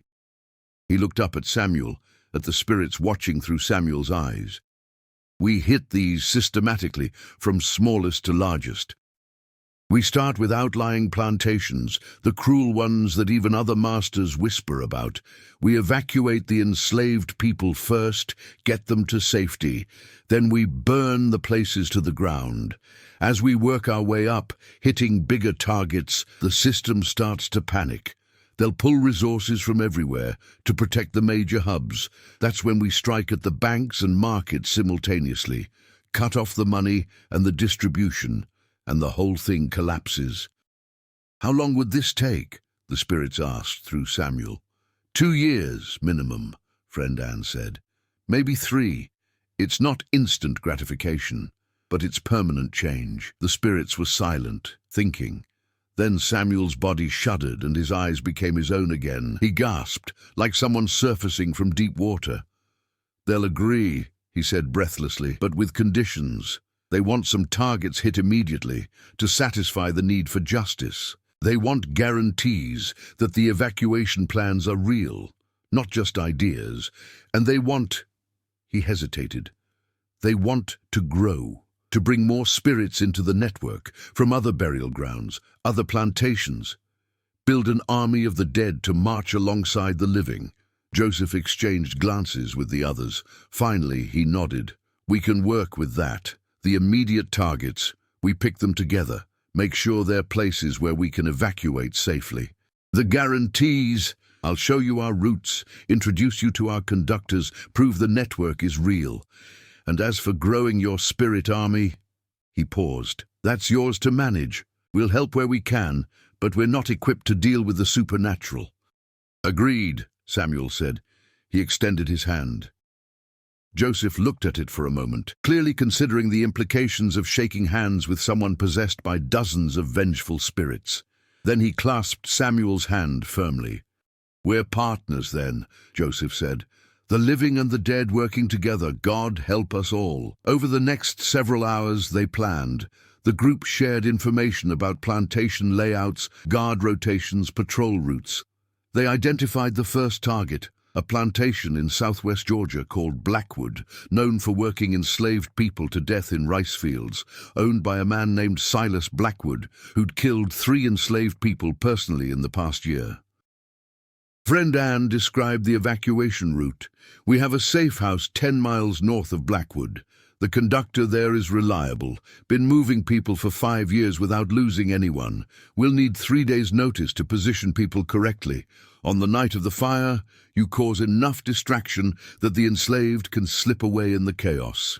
Our conductor will be waiting at a specific meeting point.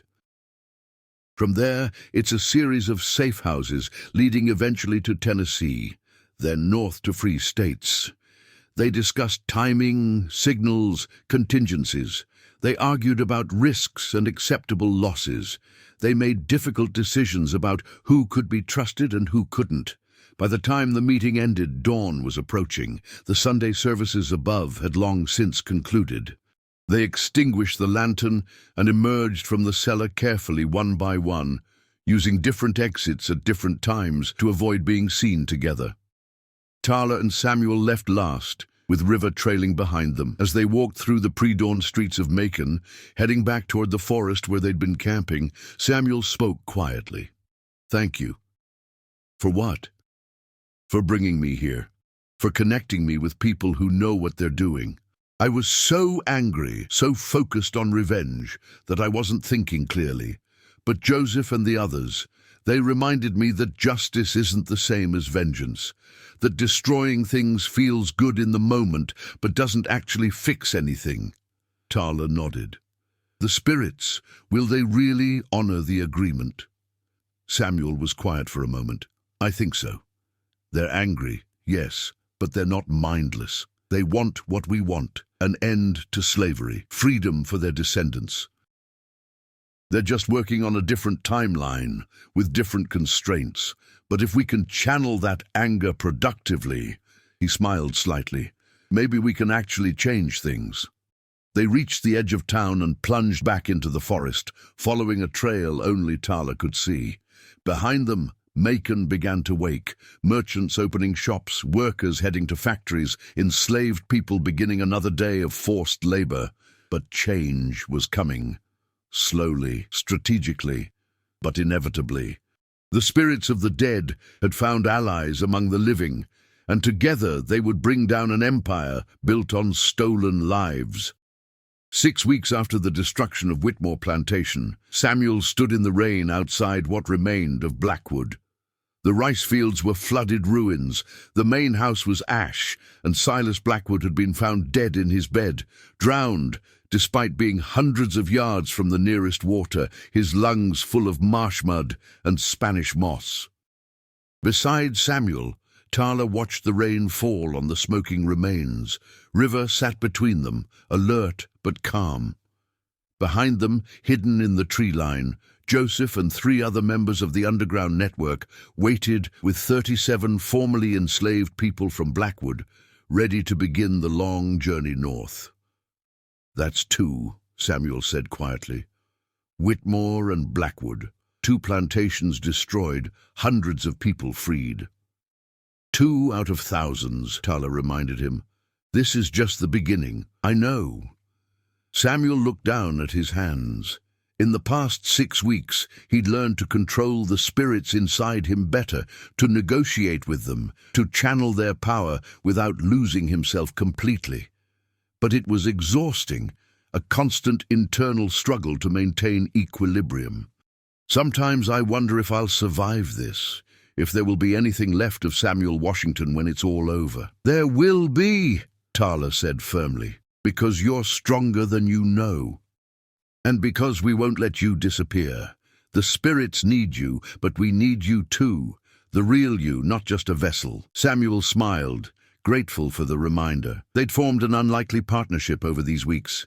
The Creek Indian who'd spent years avoiding involvement, and the formerly enslaved man, possessed by vengeful spirits.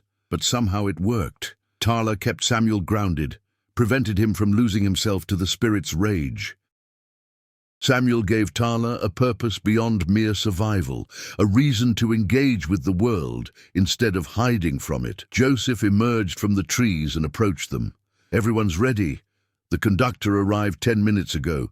We need to move before dawn." "Go," Samuel said. "We'll stay here a bit longer. Make sure there are no surprises." Joseph hesitated. "Samuel, you should come with us, at least part of the way.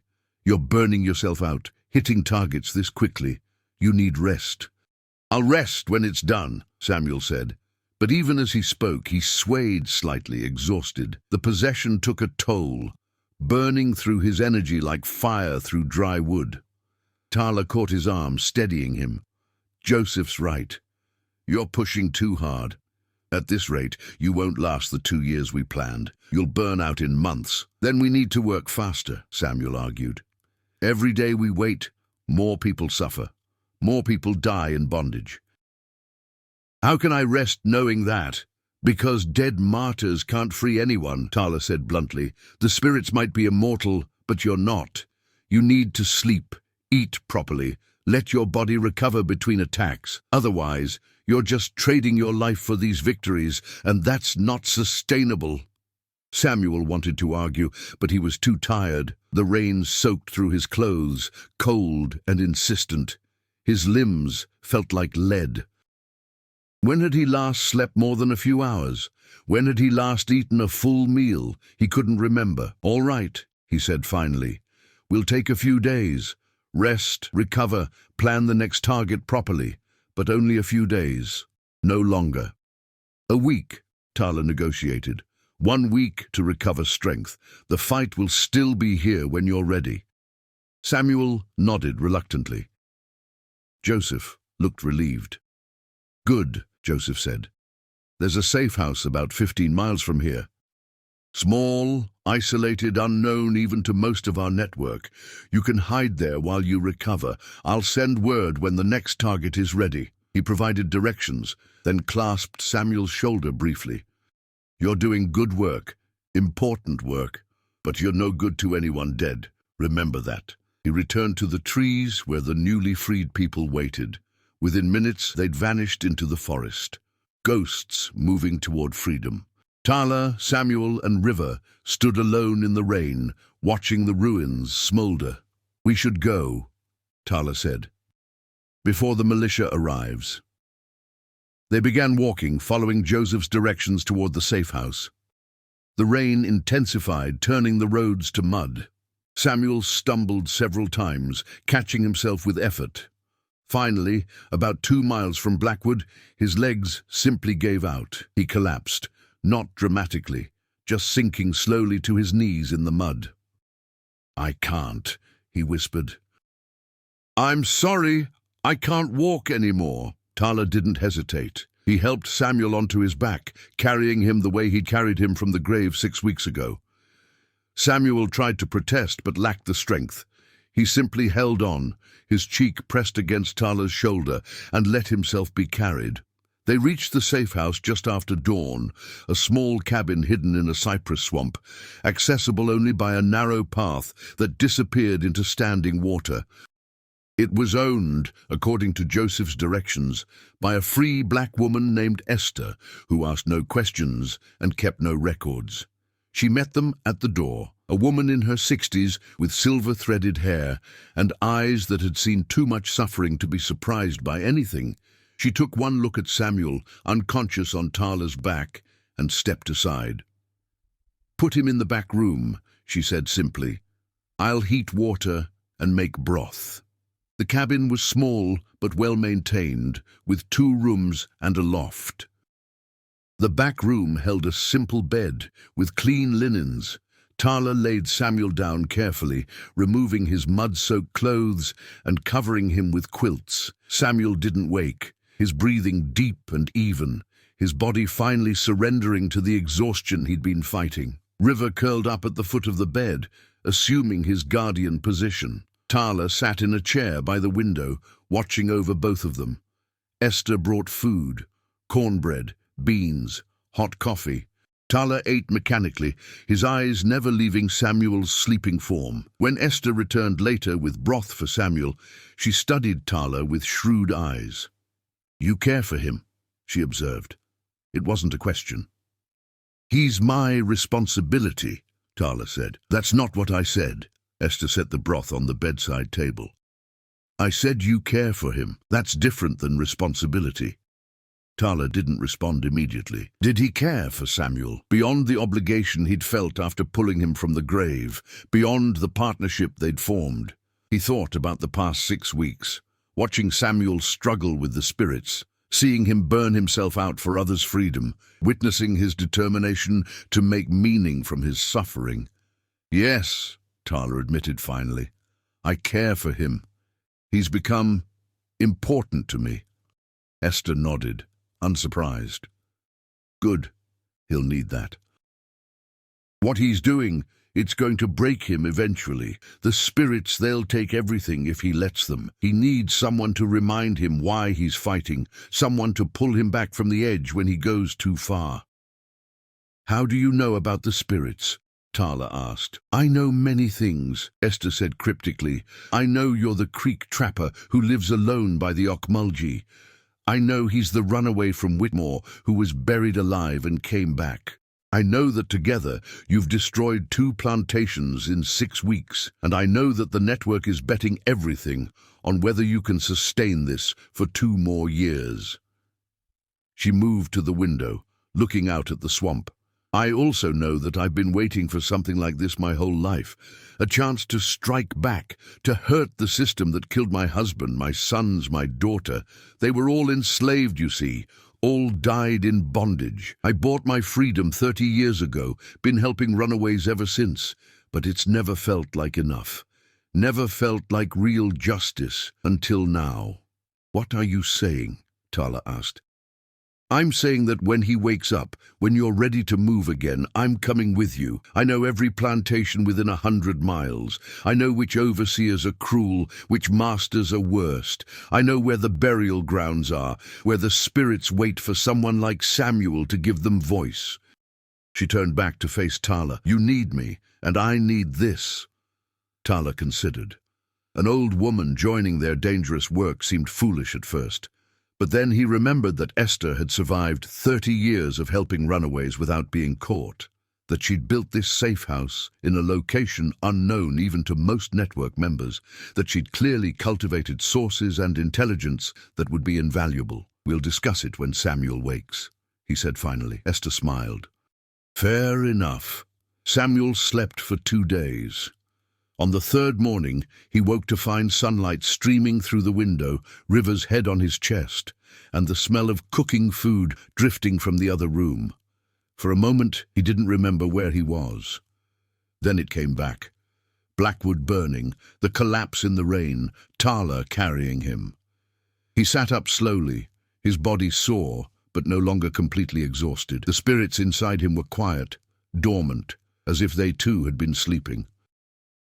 He could feel them there, a constant presence, but for the first time in weeks, they weren't pressing forward, demanding action. Tala appeared in the doorway. You're awake. Good. Esther was starting to worry. Who's Esther? Our host. Also, potentially, our new partner. But we can discuss that after you eat. Samuel stood carefully, testing his legs. They held. He dressed in clean clothes that had been left folded on a chair, presumably Esther's doing, and followed Tala into the main room. Esther stood at the stove, stirring a pot.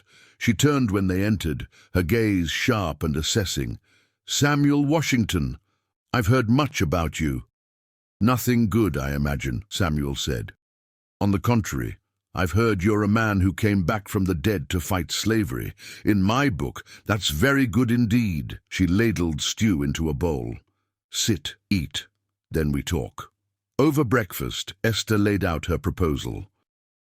She wanted to join them, to use her knowledge and resources to make their campaign more effective. She could identify targets, provide intelligence, connect them with other free black folks willing to help.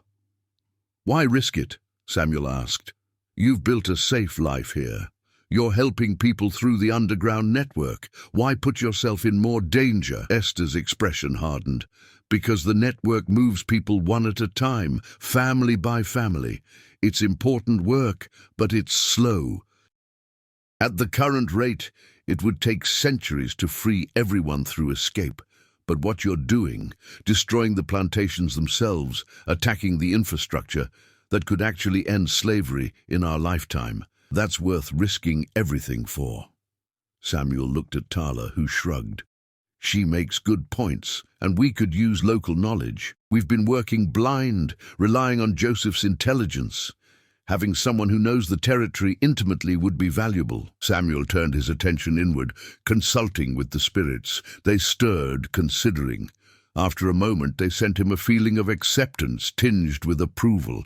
They liked Esther's rage, her determination, her willingness to sacrifice. "All right," Samuel said, "you're in. But you understand what this means. We're not just helping people escape, we're waging war. People will die, some of them innocent, caught in the crossfire. Are you prepared for that?" "I've been preparing for that for 30 years, Esther said firmly, "ever since they worked my husband to death in a cotton field and wouldn't even let me claim his body, ever since they sold my children south, one by one, and I never saw them again. Ever since I realized that kindness and patience and gradual progress weren't going to save anyone. Yes, Samuel, I'm prepared." He nodded slowly. "Then welcome to the war." Over the next 5 days, they planned. Esther provided detailed information about 3 plantations within 2 days' travel, their layouts, their vulnerabilities, their burial grounds. She'd been collecting this intelligence for years, waiting for someone who could use it. "This one," she said, pointing to a mark on a crude map she'd drawn. "Riverside Plantation, owned by Marcus Webb. He's not as publicly cruel as Blackwood or the Whitmores, but he's worse in his own way. He uses psychological torture. Separates families, sells children as punishment, makes people choose between their loved ones and their lives." Samuel felt the spirits stir with interest. That kind of cruelty called to them, resonated with their own suffering. "How many enslaved there?" Tala asked. "About 60, mostly field hands, but also some skilled workers, blacksmith, carpenter, seamstress. Webb treats them like investments, keeps them alive and functional, but completely broken inside." Esther's voice was bitter. "I knew 3 people who escaped from there. All of them were damaged. Couldn't trust anyone, couldn't form attachments, couldn't believe they were really free even after reaching the north." "Where's the burial ground?" Samuel asked. "Behind the chapel. Webb makes a show of being religious, built a small chapel on the property. But the enslaved who die there aren't buried in the chapel cemetery. They're buried in an unmarked plot behind it, hidden by trees. I'd estimate at least 100 graves there, going back 40 years. Samuel closed his eyes, reaching out with the sense that had developed since his resurrection. He could feel them even from this distance, the spirits waiting in that ground, their rage and sorrow calling to him like a beacon. "That's our next target," he said, opening his eyes. "We'll need to coordinate with Joseph for the evacuation, but that's where we strike next." They spent the remaining days preparing. Esther sent word to Joseph through the network's communication channels. Tala scouted the approaches to Riverside, mapping escape routes. Samuel worked on strengthening his connection with the spirits, learning to channel more power without losing himself in the process. On the 6th night, Joseph arrived with news. "The evacuation is set. We'll have conductors positioned at 2 extraction points on the night of the attack." "But Samuel—" He hesitated. "You should know that word is spreading. About Whitmore, about Blackwood. The plantation owners are getting nervous. They're increasing security, bringing in more overseers, arming everyone.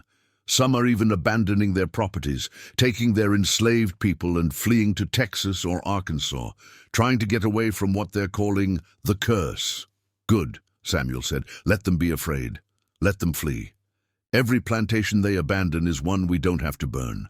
But it also means the ones who remain will be harder to crack," Joseph warned. "They'll be expecting attacks. They'll have defenses prepared." "Defenses don't matter," Samuel said quietly. "Not against what we're bringing. Fire burns wood and stone equally well, and spirits don't care about armed guards." Joseph looked uncomfortable, but didn't argue. Before he left, he pulled Tala aside. "Watch him," Joseph said quietly. "He's getting colder, more focused on destruction than liberation. The spirits are changing him." "I know," Tala said. "I'm trying, but it's getting harder to reach him." "Try harder," Joseph said urgently, "because if he loses himself completely to the spirits, if he becomes just a weapon of vengeance instead of a force for liberation, we'll lose our advantage. The network might even have to cut ties. We can't be associated with indiscriminate destruction." He's not indiscriminate, Tala defended. He's careful about targets. He prioritizes evacuations. For now, Joseph said. But how long before the spirits convince him that collateral damage is acceptable? How long before he decides that killing a few enslaved people is worth destroying a plantation? That's the slide we need to prevent. After Joseph left, Tala sat with Samuel by the fire. River slept between them, the dog's presence a comforting reminder of simpler times. "Joseph's worried about you," Tala said. "I know." "Are you worried about yourself?" Samuel was quiet for a long moment. "Every day," he finally admitted. "Every day, I feel them pushing harder, taking more control. Sometimes I wake up and can't remember who I was before the burial. Can't remember my mother's voice, my own dreams. It's all being drowned out by their voices, their memories, their rage." "Then maybe we should stop," Tala said carefully. "Take a real break. Months, not days. Let you recover, find yourself again." "We can't stop," Samuel said. "Not now. We've started something, Tala, something important. If we stop, the momentum dies. The plantation owners regroup, the system adapts. We have to keep pushing, keep them off balance." "Even if it costs you your soul?" Samuel looked at him with eyes that seemed to contain centuries of suffering. "I lost my soul the day Thomas Whitmore put me in the ground. What I have now isn't a soul anymore. It's a purpose. And that purpose is the only thing keeping me tethered to this world. If I stop fighting, if I let go of that purpose, I don't know what happens. Maybe the spirits take over completely. Maybe I just disappear. Either way, Samuel Washington is already gone. What remains is just something that uses his body to fight." "That's not true," Tala said firmly. He grabbed Samuel's shoulders, forcing him to meet his gaze. "You are still Samuel Washington. Still the man who chose to run rather than accept bondage. Still the man who survived 3 days buried alive. Still the man who decided to channel his suffering into liberation instead of just revenge. The spirits are part of you now, yes, but they don't define you. You define them." Samuel's eyes filled with tears. "I want to believe that. But it's so hard, Tala, so hard to hold on to myself when there are dozens of voices screaming in my head, demanding justice, demanding blood. How do I honor their pain without losing myself to it?" "By remembering why you're fighting," Tala said. "Not for revenge, for freedom, real freedom. The kind that means people can live without fear, can keep their families together, can own themselves. The spirits want destruction, but you want liberation. That difference matters. That's what makes you still human." Samuel leaned forward until his forehead rested against Tala's shoulder. Tala wrapped his arms around him, holding him while he shook with silent sobs. It was the first time since the burial that Samuel had let himself cry, let himself feel anything besides rage and determination. River stood and pressed against them both, whining softly. Esther appeared in the doorway, saw what was happening, and quietly retreated, giving them privacy. They stayed like that for a long time, until Samuel's tears subsided and his breathing steadied. When he finally pulled back, his eyes were clearer, more focused, more human. "Thank you," he said quietly. "I needed that reminder, needed someone to see me, not just the spirits or the mission." "Always," Tala said. "Whenever you need it, I'm here." Samuel managed a small smile. "We should rest. Tomorrow we start planning the riverside attack. And this time..." He paused. "This time I'll try to remember that we're liberating people, not just destroying property. That the enslaved workers are the point, not the fire. That's all I ask," Tala said. They went to their separate beds. Esther had insisted Tala take the loft, while she made do with a bedroll near the fire. But before sleeping, Samuel did something he hadn't done in weeks. He reached inward and spoke directly to the spirits. "I understand your pain," he said silently. "I feel your rage, but we have to be smart about this. We have to remember that the people still enslaved, still suffering, they're your descendants, your children and grandchildren and great-grandchildren. Killing them to hurt the masters defeats the purpose. Do you understand? The spirits were silent for a long moment. Then, gradually, he felt them respond, not with words, but with a feeling of grudging acceptance. They understood. They didn't like it. Their rage demanded immediate satisfaction, but they understood. "Thank you," Samuel thought to them. "Together we'll free them all, but we do it right. We do it with purpose, not just rage." The spirits settled, and for the first time in weeks, Samuel slept without nightmares. 3 days later, they struck Riverside Plantation. The attack was more sophisticated than Whitmore or Blackwood. Tala created diversions on the western edge of the property, drawing guards away from the quarters. Esther moved through the enslaved community with code words and signals, identifying those ready to flee and directing them toward the extraction points. Samuel approached the burial ground behind the chapel and communed with the spirits waiting there. There were so many, 100 souls, maybe more, all crying out for justice. Samuel opened himself to them, let them flow into him alongside the spirits he already carried. The influx of power was staggering, nearly overwhelming. For a moment, he thought he might lose himself completely to the collective consciousness of the dead. Then he felt Tala's hand on his shoulder, real, solid, human, anchoring him. "I'm here," Tala said quietly. "You're not alone." Samuel grabbed onto that connection like a lifeline, using it to maintain his sense of self, even as the spirits flooded through him. When he finally opened his eyes, they glowed with unnatural light, but his voice was still his own. "It's time," he said. The fires started in the main house, in Marcus Webb's bedroom specifically. Webb woke to flames that burned blue and cold, that didn't consume but caused unbearable pain.